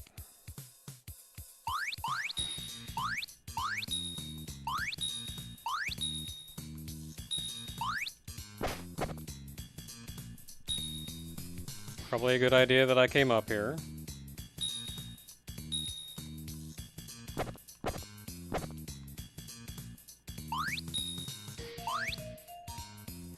Oh, that's trouble, actually.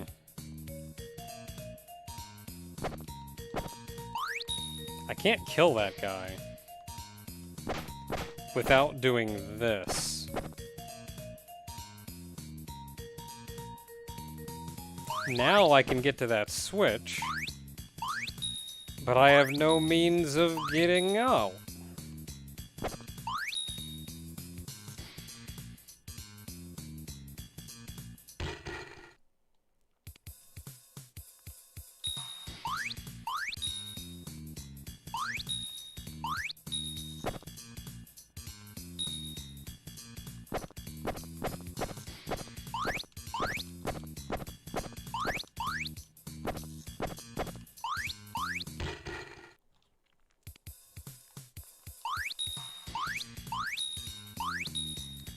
Okay, so let's start by going up here and hitting blue. We probably want to do this too.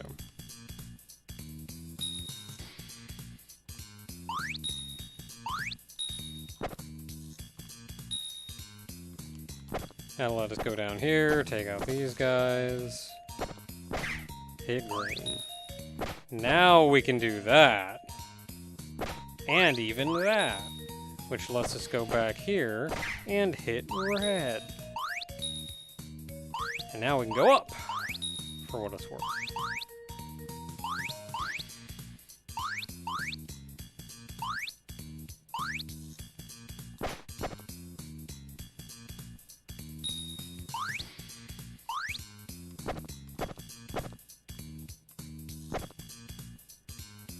Okay, so we need to hit yellow, which does what for us?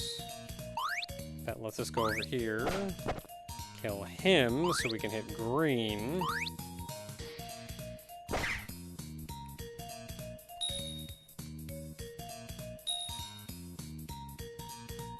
And now we just have to hit blue,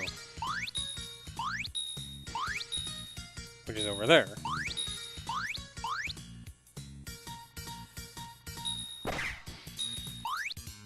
Glad they didn't lock me out of that.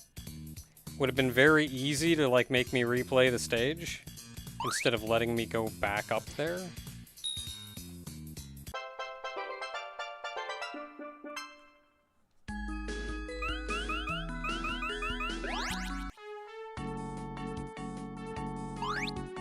So what are these blocks? Don't appear to be anything.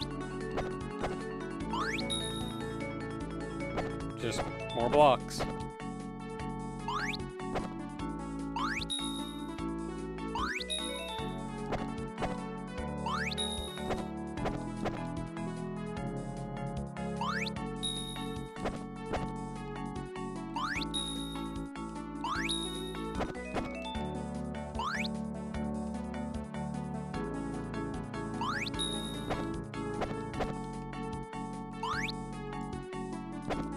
These guys are moving quick.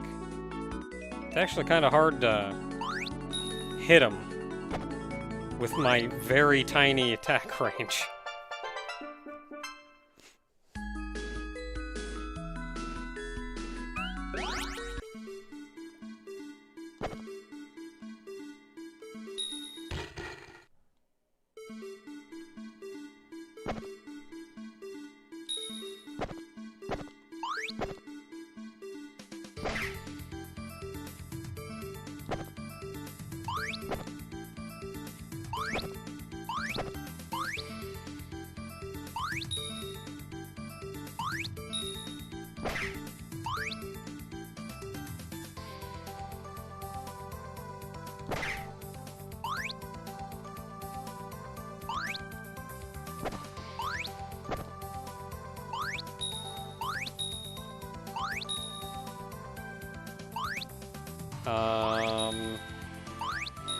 I feel like I'm missing something here.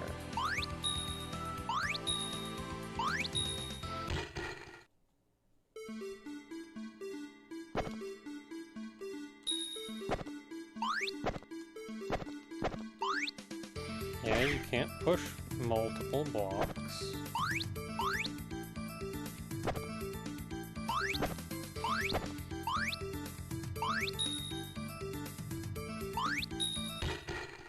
Dang.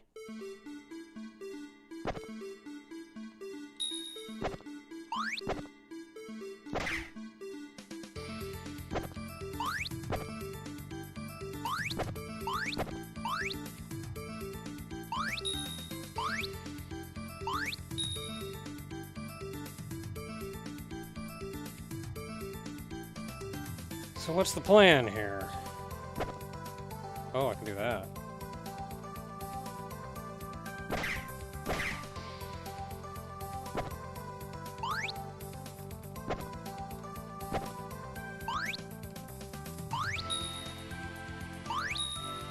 Good enough for me.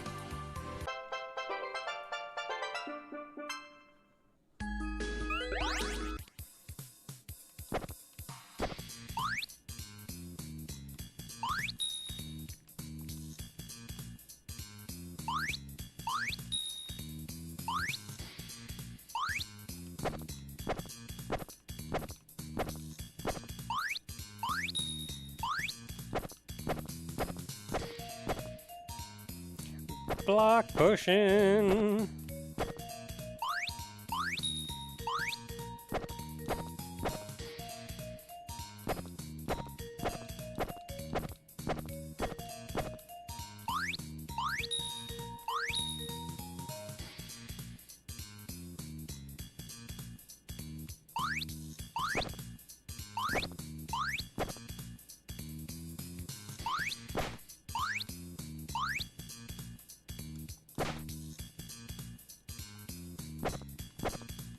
I did it.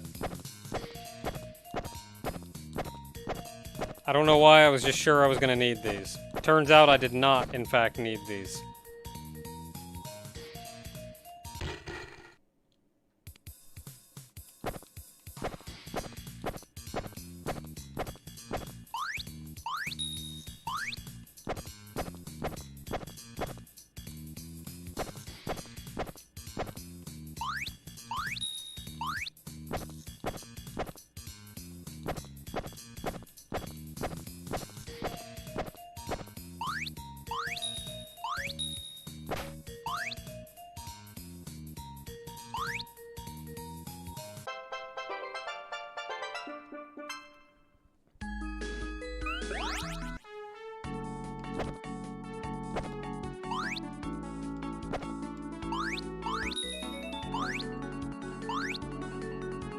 Alright, so what am I doing here?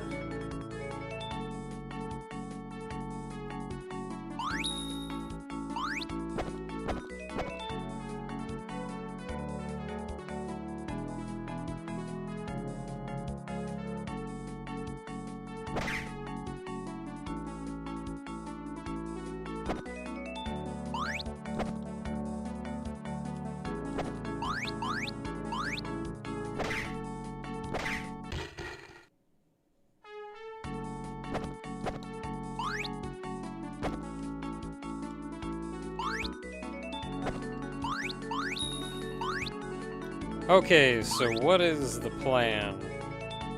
What is the plan?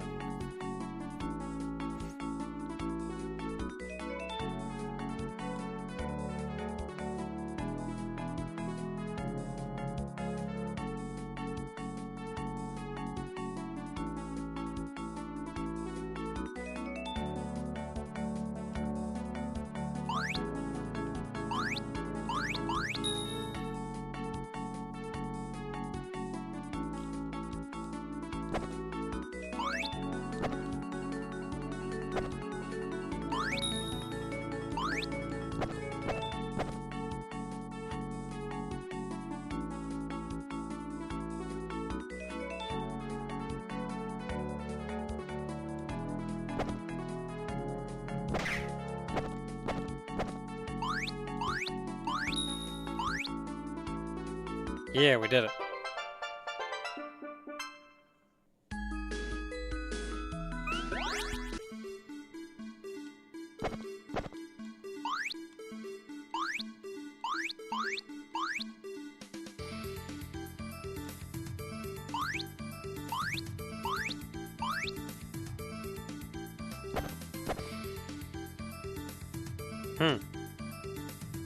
I'm gonna leave those there. Probably have to go down this way.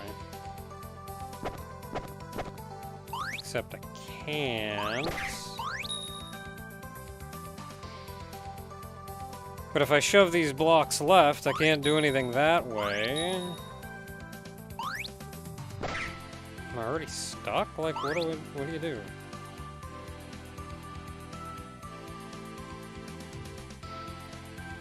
Even if I get past this thing, hitting that blue wouldn't help.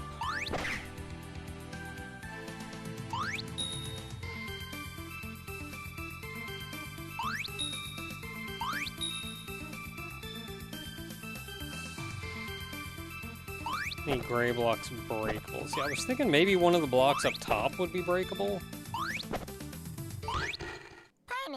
But I can't reach that.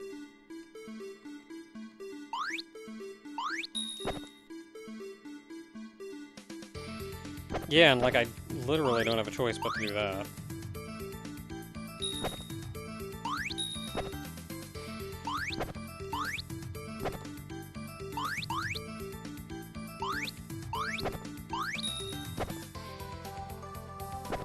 Doesn't seem like anything noteworthy is breakable. Ah!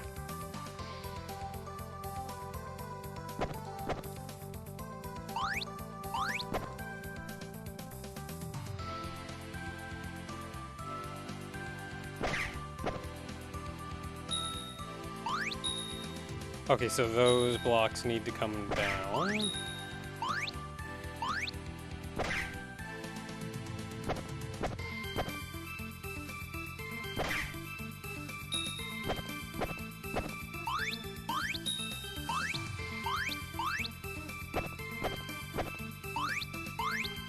Yeah, so I just need to go hit red and blue.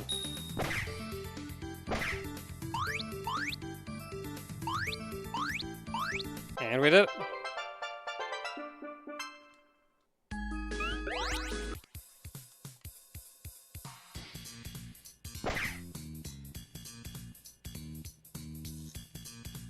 He's just standing there.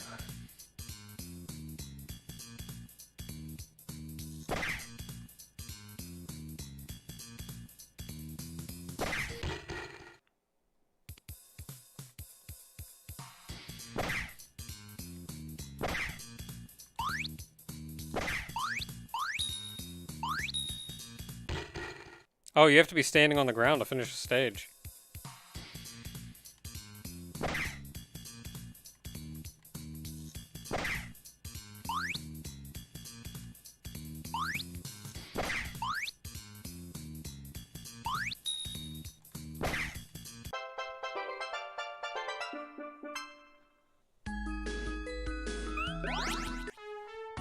I mean, that was a little funky, but we did it.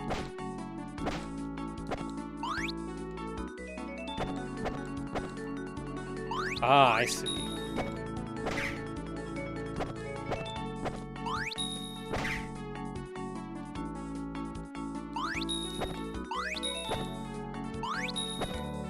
really sure what the point of that block up there is.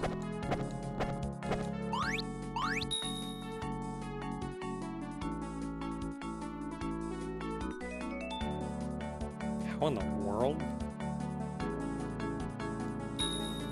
Okay, you can just make that jump.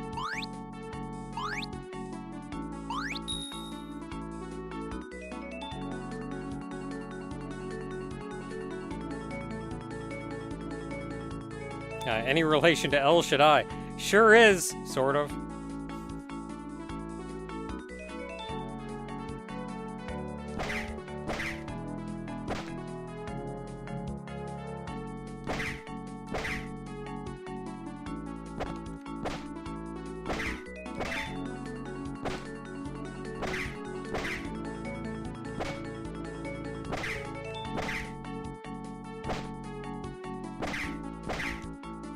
It's Enoch's jumping shooting game.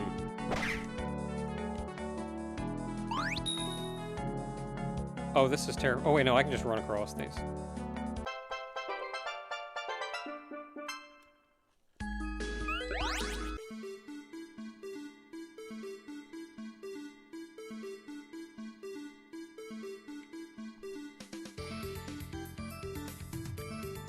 What am I looking at here?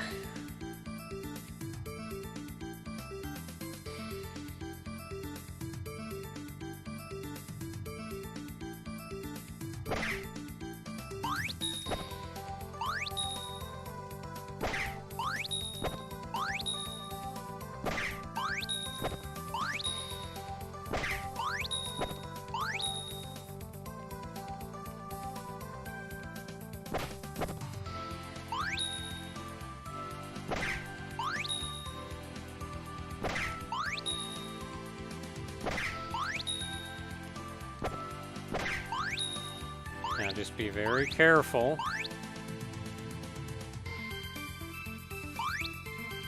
And we did it.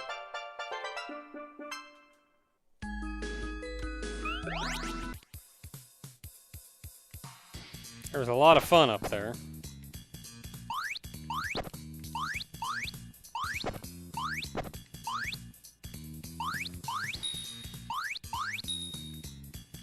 Oh boy. Well, there's nothing else that I can do, so I guess that's where we're going.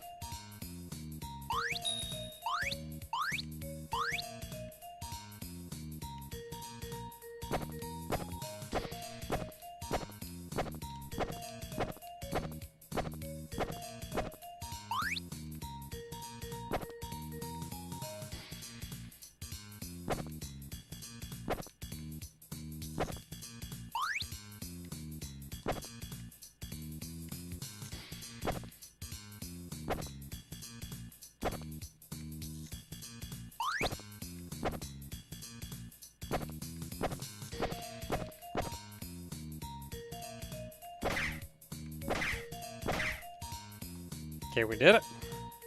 There's red. Now what do we do?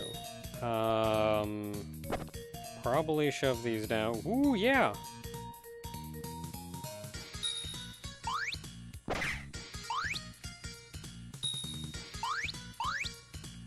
Okay, we gotta turn off blue. Oh.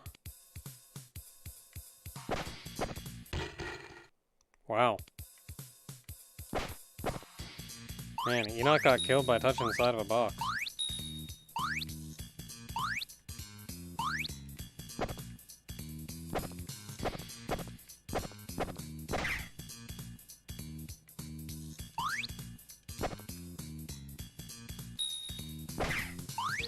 Okay, so we gotta hit that. Dang it! I did it again.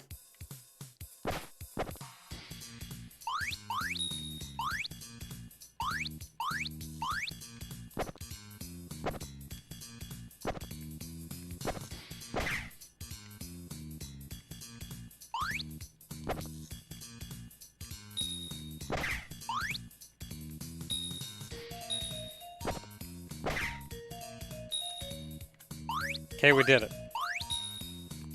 That'll let us go up here and hit green.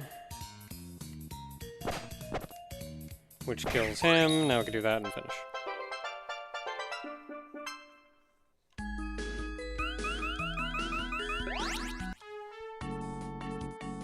Ghost block.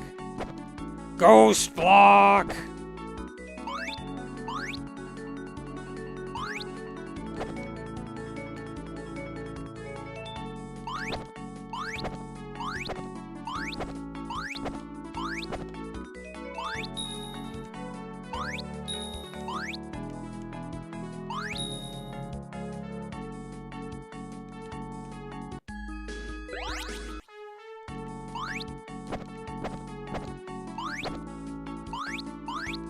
Okay, so ghost block goes there.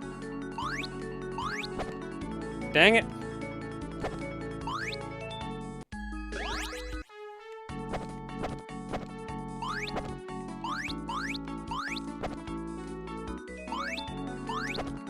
Dang it. At least there's just a button to let me leave.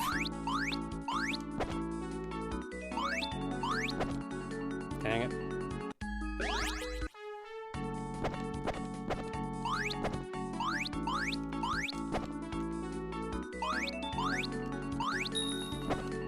There we go.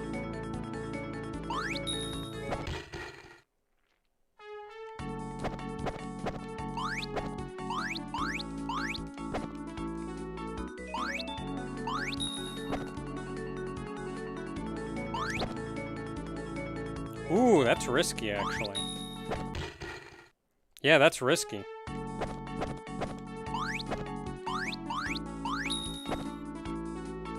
Okay, there's got to be a better way to do this. I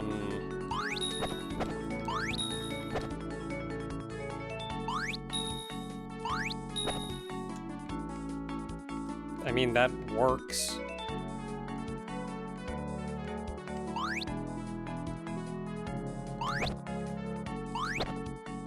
There we go.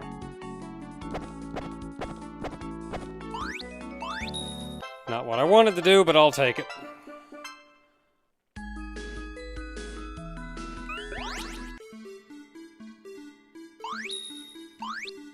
Ghost blocks again.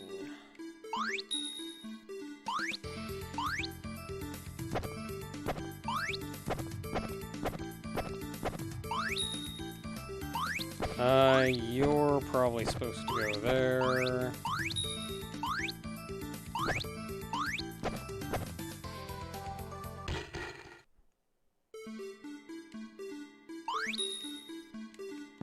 Oh, you want me to go this way first.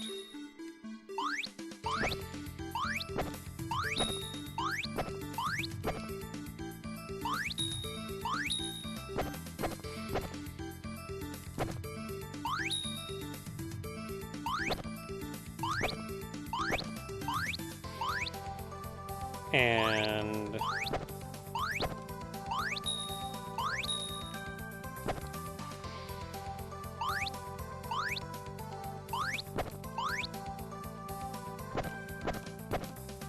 yeah.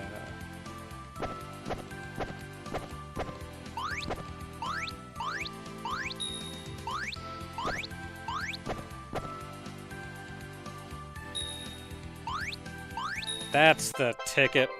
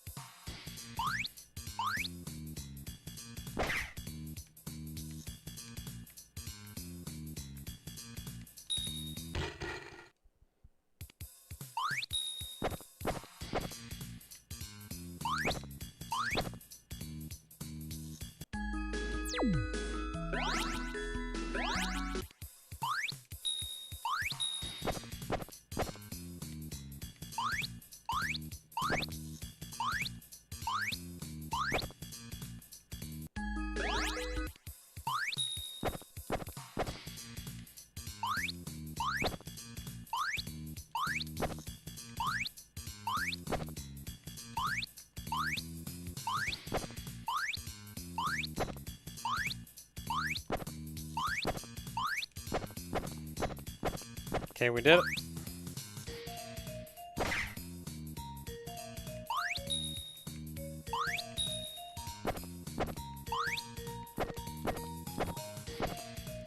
Not sure where I want this.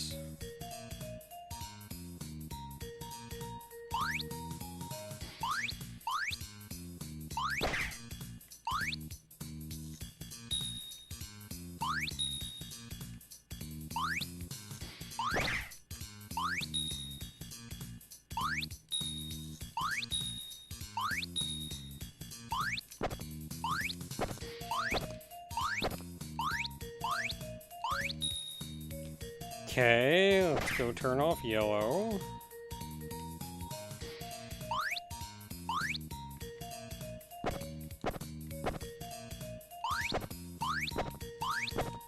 And then I suppose we have all the time in the world to set these up however we want to set them up.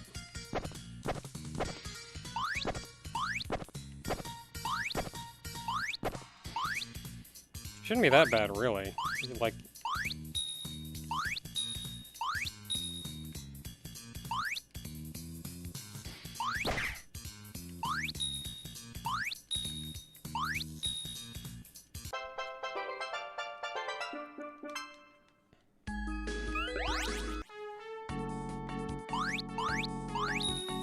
okay, I remember this one.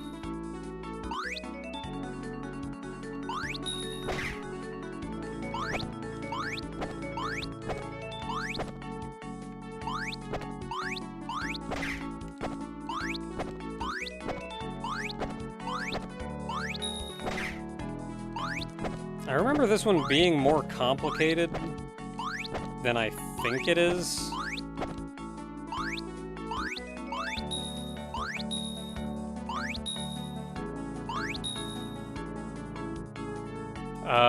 This is a little bit of a nightmare. Wait, what am I getting to?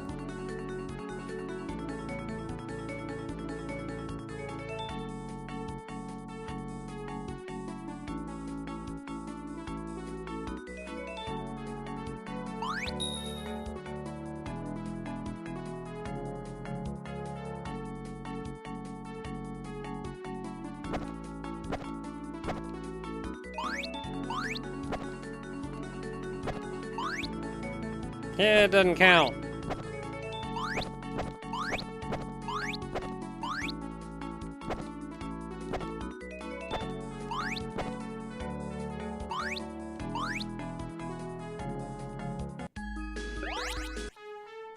Okay, now we know what we're doing, though.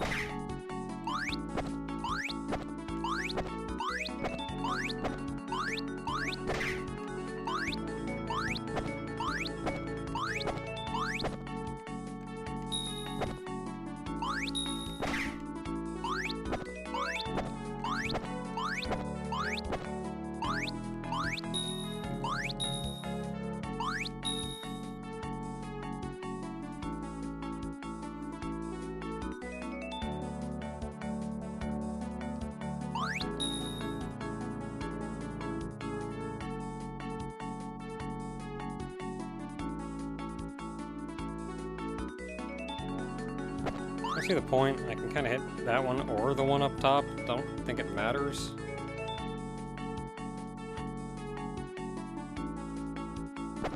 It should be as simple as this.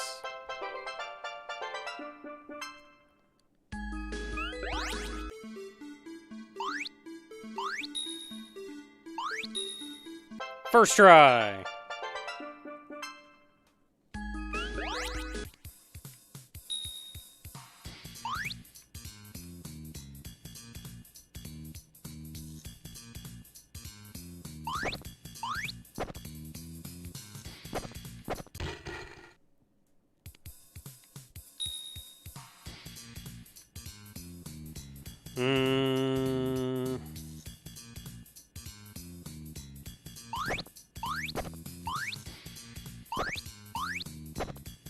There we go.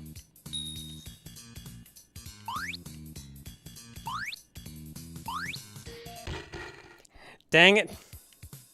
Of course there were spikes down there.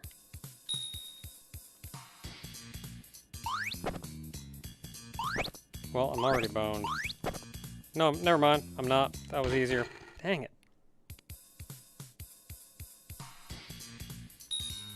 Yeah, I'm gonna be honest, this could be way harder, but, I think Enooh's trained me.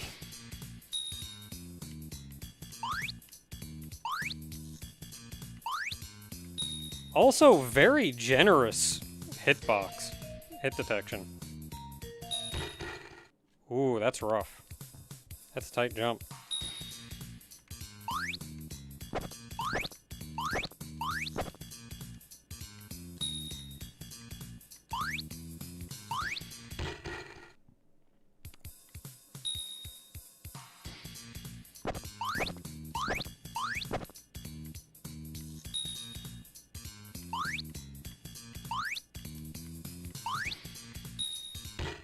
Oh, come on!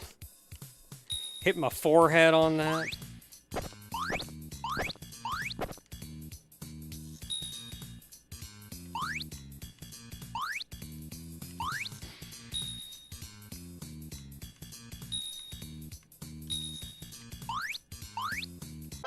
We did it! I was expecting fake blocks at the end.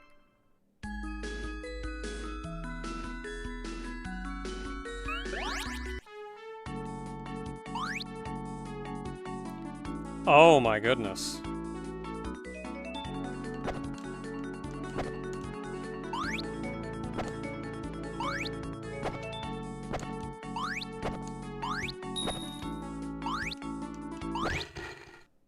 Oh my goodness.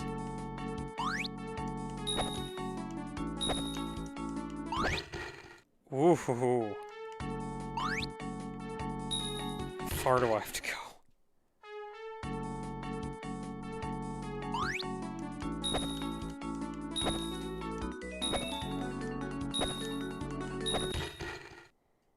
I swear I'm hitting the block.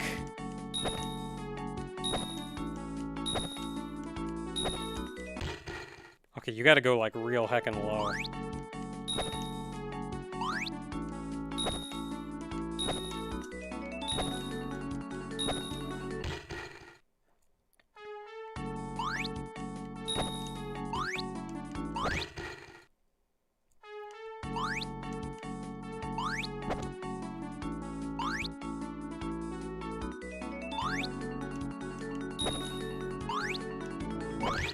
Dang it.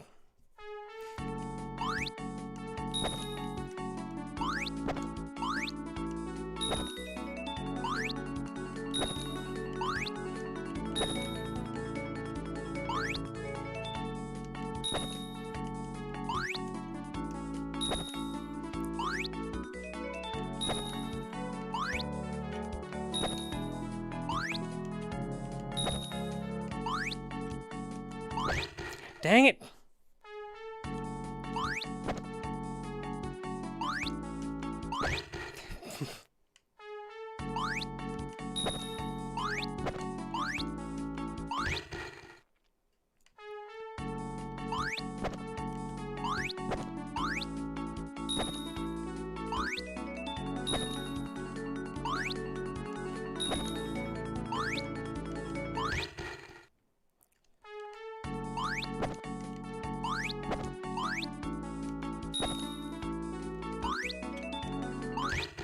Ugh.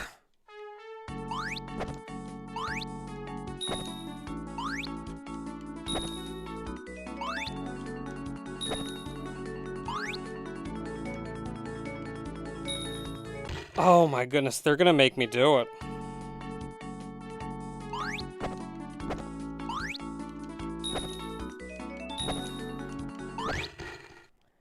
They're gonna make me do the Oh boy.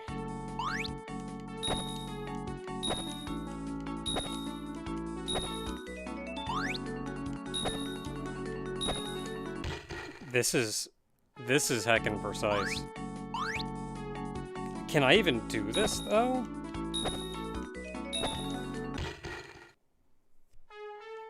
I've gotta be missing something.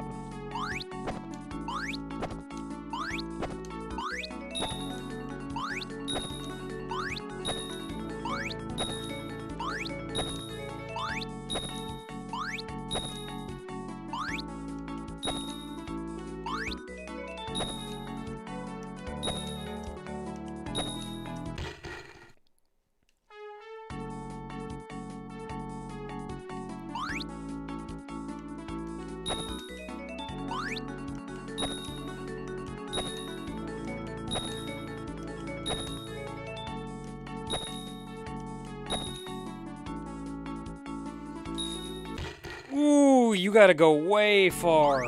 Okay, we got this.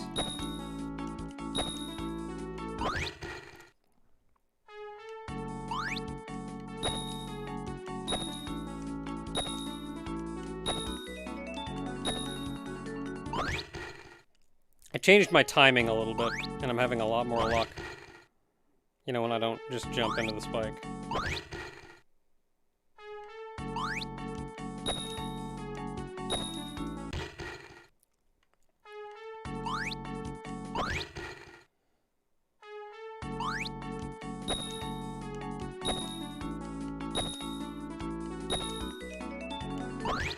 Dang it.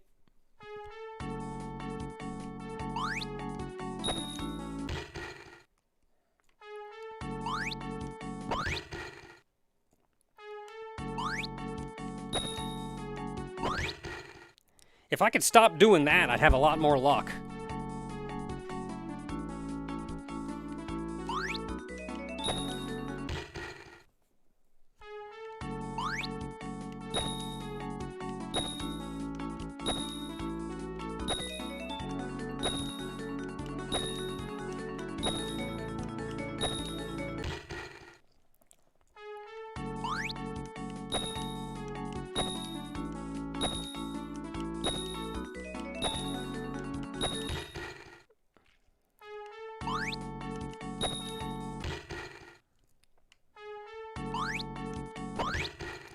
This isn't so bad. This isn't so bad.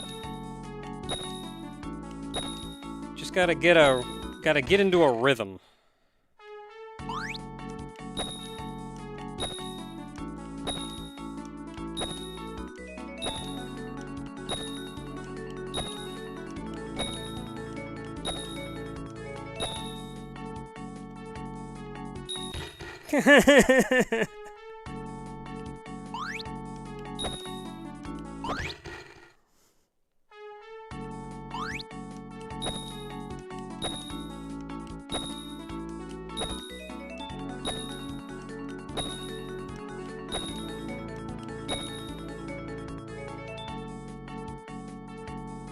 How many blocks away am I? 1, 2, 3, 4, 5, 6?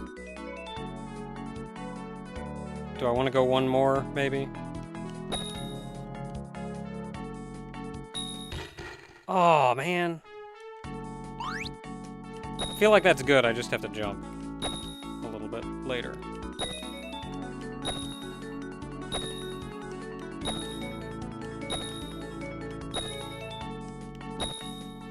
Is that 1, 2, 3, 4, 5?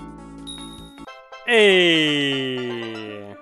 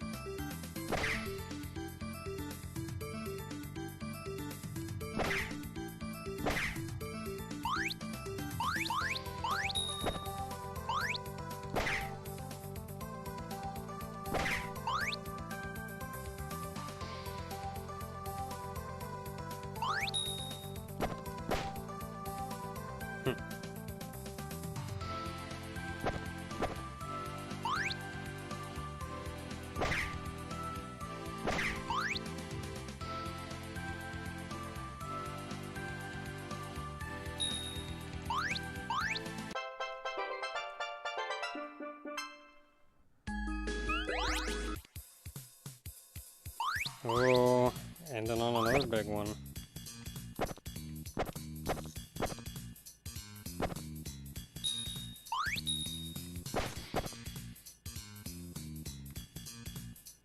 Okay, so I can't really do anything that way. Okay. Block there.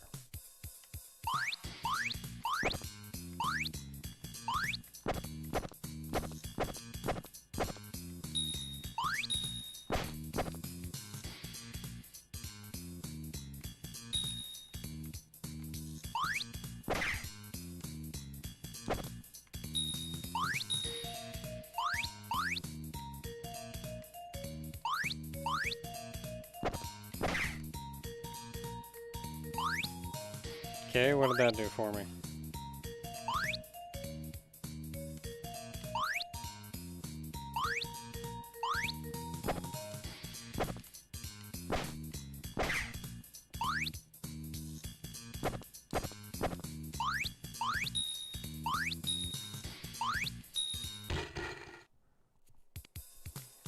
Okay, this isn't super complicated.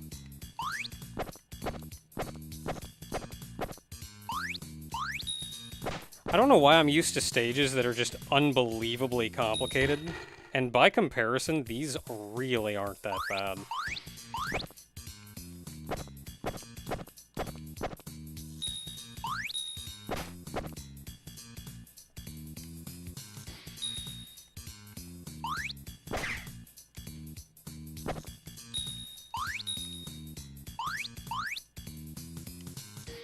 Like, I'm expecting double, triple meanings on things, and...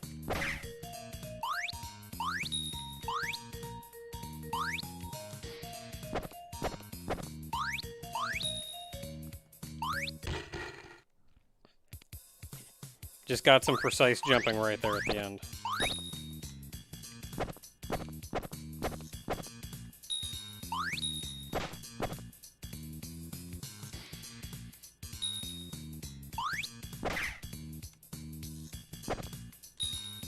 Like, maybe it's having come from Moria's Key, where you had to, like, backtrack across things 4 different ways.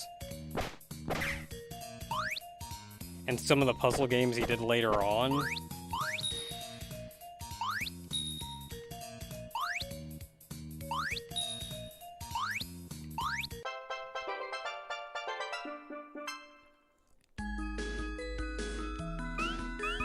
But, like, it's really not that bad.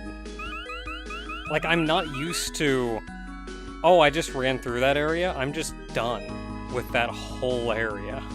I don't have to worry about it anymore. It's 11:01 and we're halfway through the game. We started late. Ooh, wow.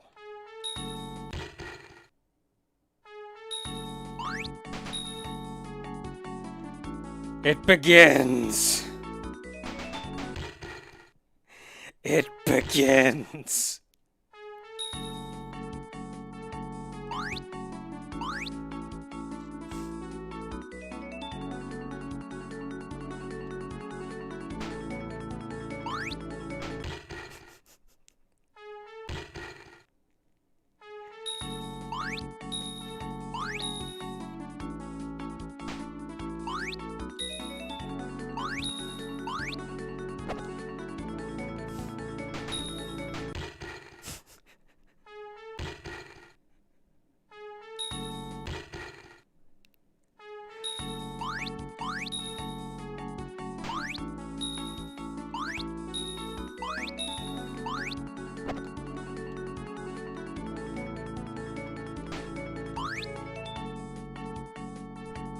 Yo.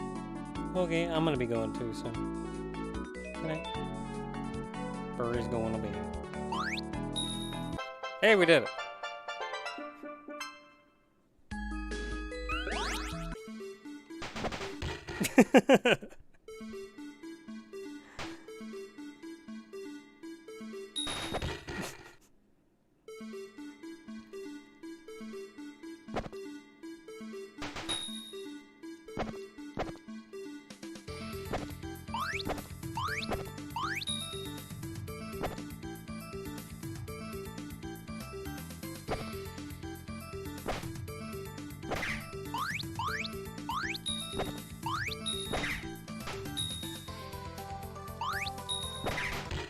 Oh, come on, I was holding right.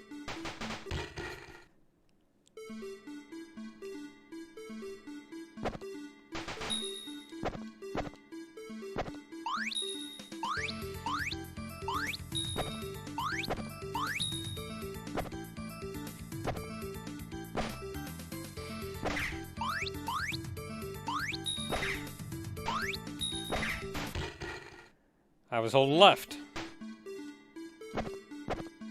Oh, heck. Worked.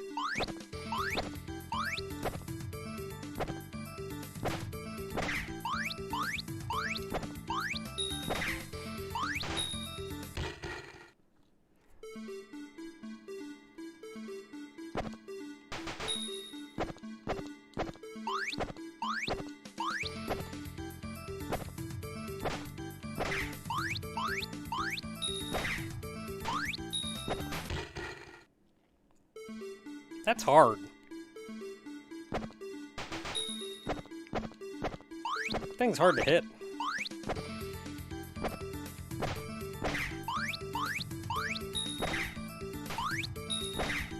Oh, I did it.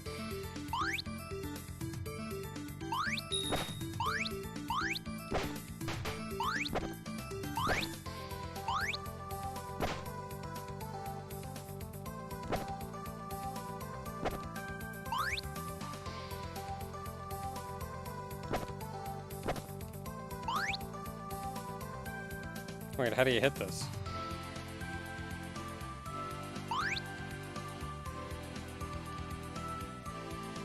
Get in the hole. Get in the hole, Enoch. Okay.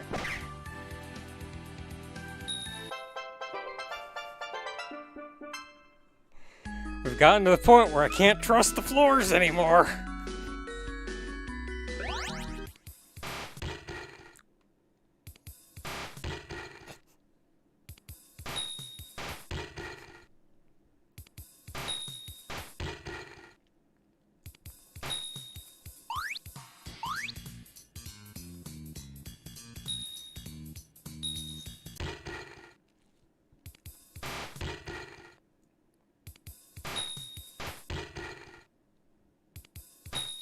At least we don't have lives or anything to worry about. Oh, this level is going to be a beast, actually.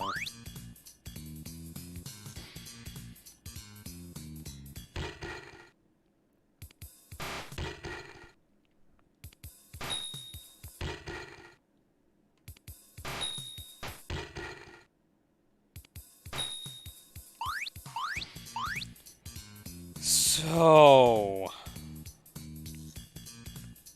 Okay, I can hit green.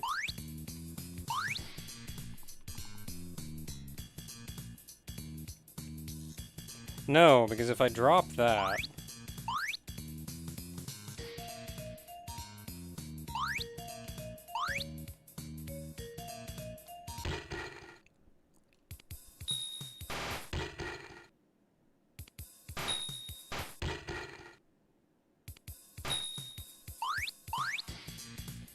See, I was thinking of dropping that down here, but I think I have to turn red off first.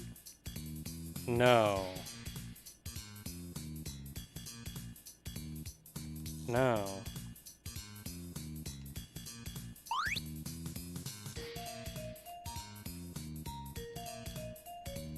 Then I would never be able to get it over there because it would fall right into the spikes.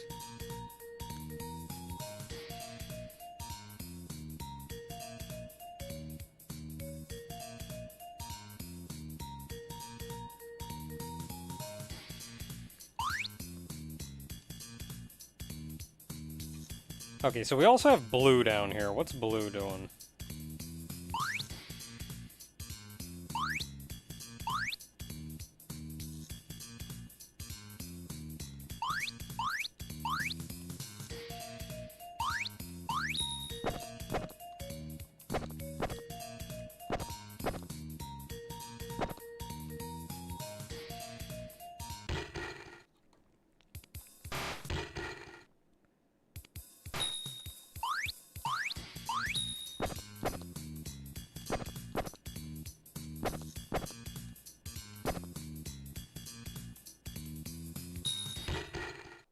That's gonna be rough.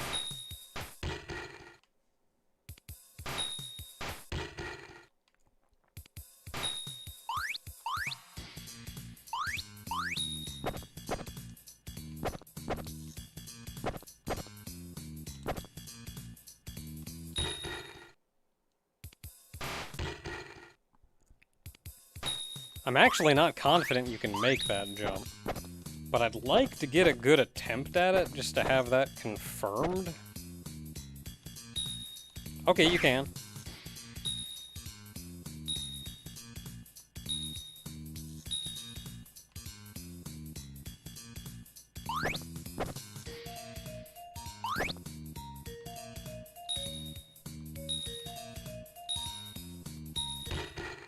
You gotta jump up through that. That's like impossible.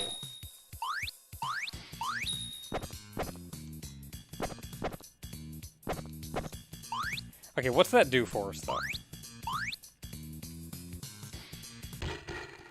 Okay, so that brings us down here.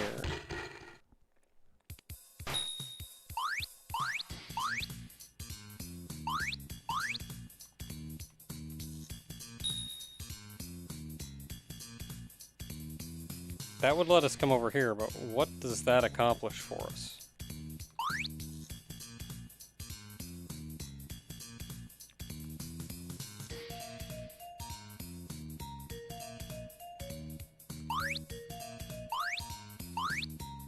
I mean, we've got these two crates up here. Oh, for one, you could drop one down.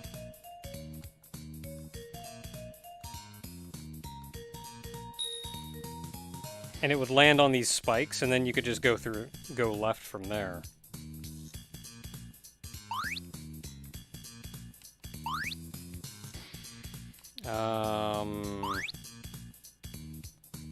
If you knocked both of them down, then you could shove the other one over to hit green. Okay, so that lets you hit green.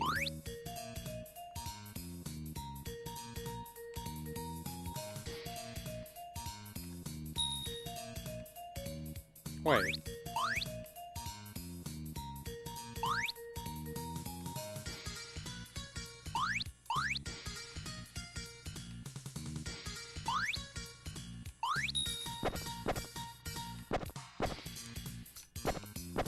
This is not as hard as I was making it.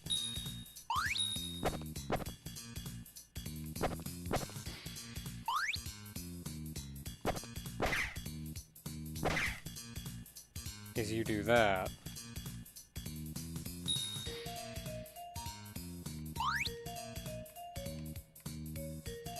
And then you have a platform to land on.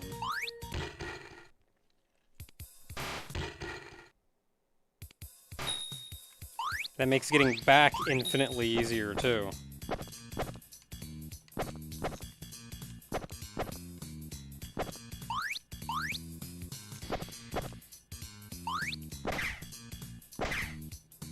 Only thing is, they make you do this kind of spooky thing here.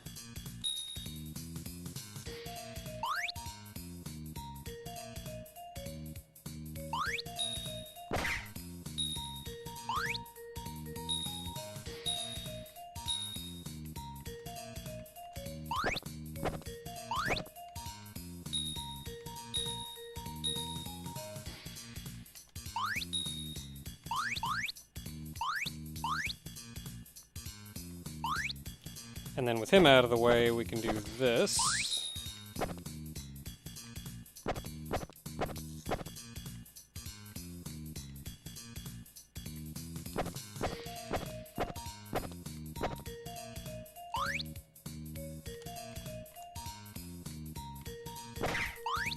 Which lets you hit green and finish the level.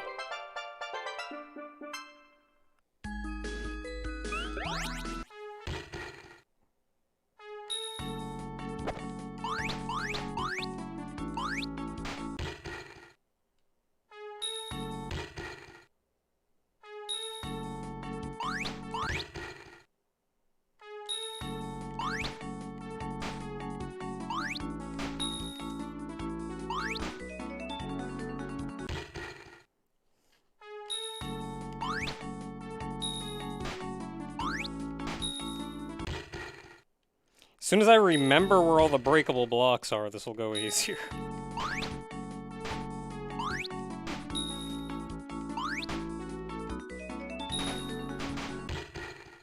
Wait, I just fell through the spikes.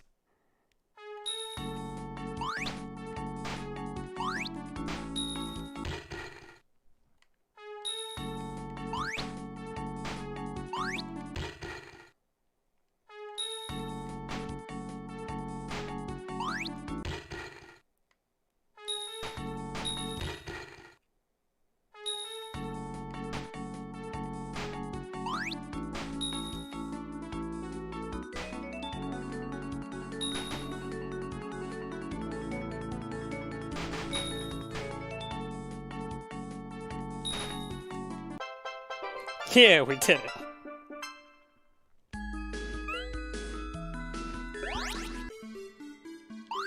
Oh wow, not instantly fall into death. Been a while.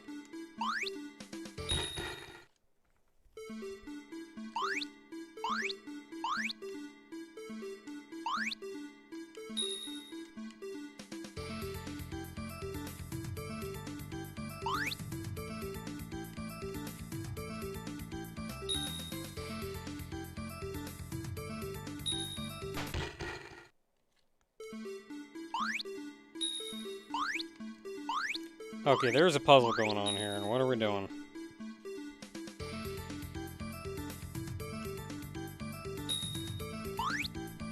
Yeah, you're pretty skilled. I disagree, but that if there's any skill at all, it's mostly because I was trained by Enooh's Operation Big Burn, and I want to be the god.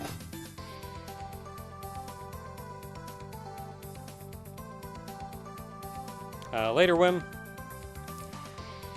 Oh, I've already gone more levels than I wanted to tonight. I feel like since I've looked at this one, I kind of want to complete it.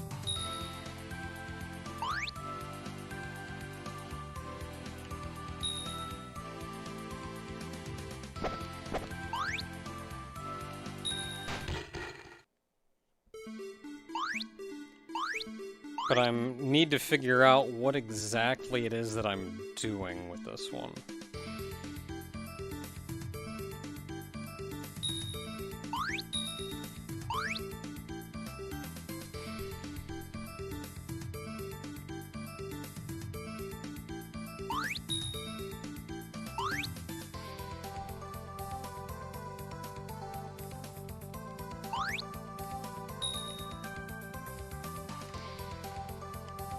Yeah, let's see here. So, like, right here...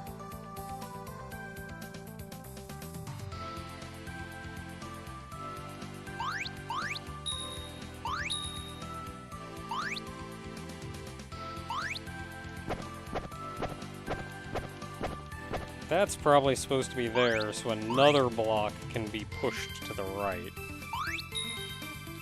Probably need a block here.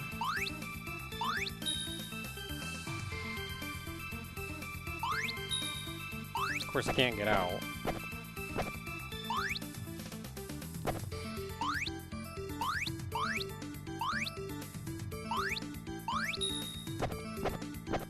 This one at least goes here. It probably is supposed to go this way. But why?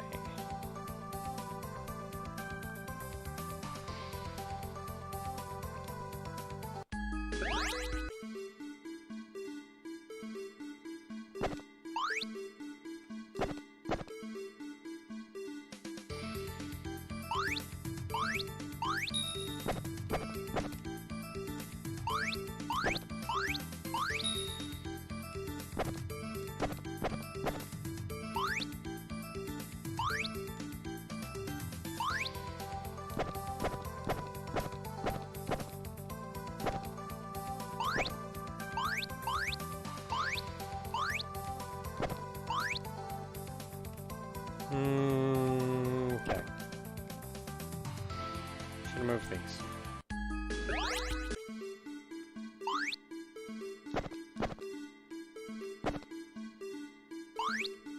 Probably good for now. I'm gonna do that because I don't know what to do with them. Okay, so that. Then we'll have a block.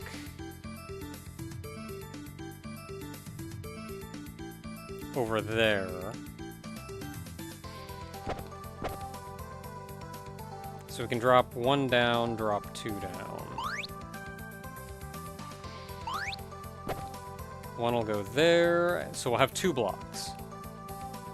Shove them down, they'll go down here. The other block, then we can shove all the way over here. Okay.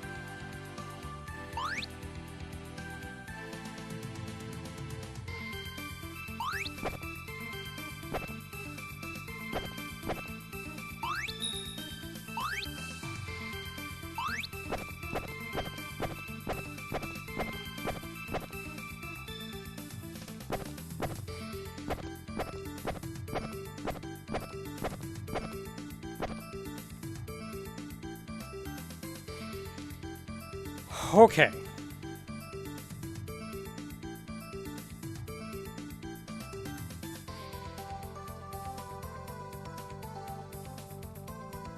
What's fake, what's not? Do I have to do the fall off jump? Do I have to do the fall off jump again?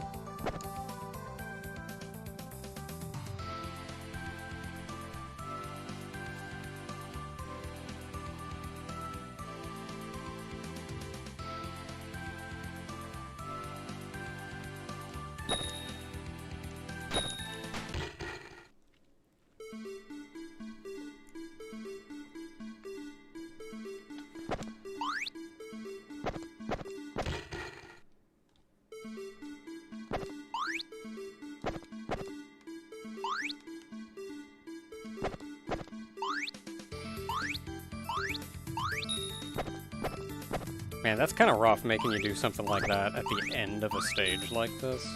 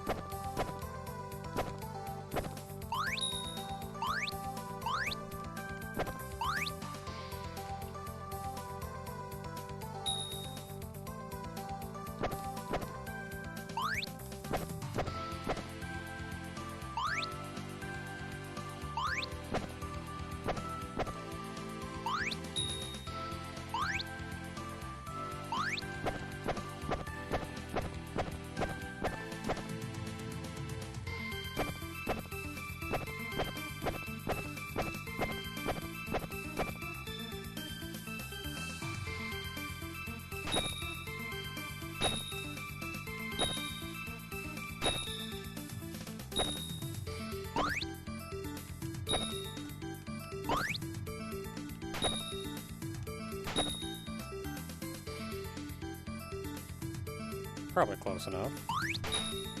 Hey!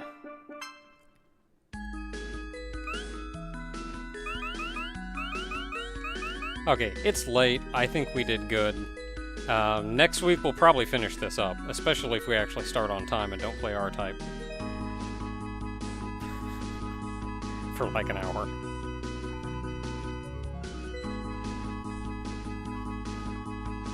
So, what did I just do? Oh, I'll figure that out later, I guess. Anyway, yeah. Going to sleep. Next week, we'll probably finish this up. Good night, everybody. Thanks for hanging out and talking to me about R-Type. I like R-Type.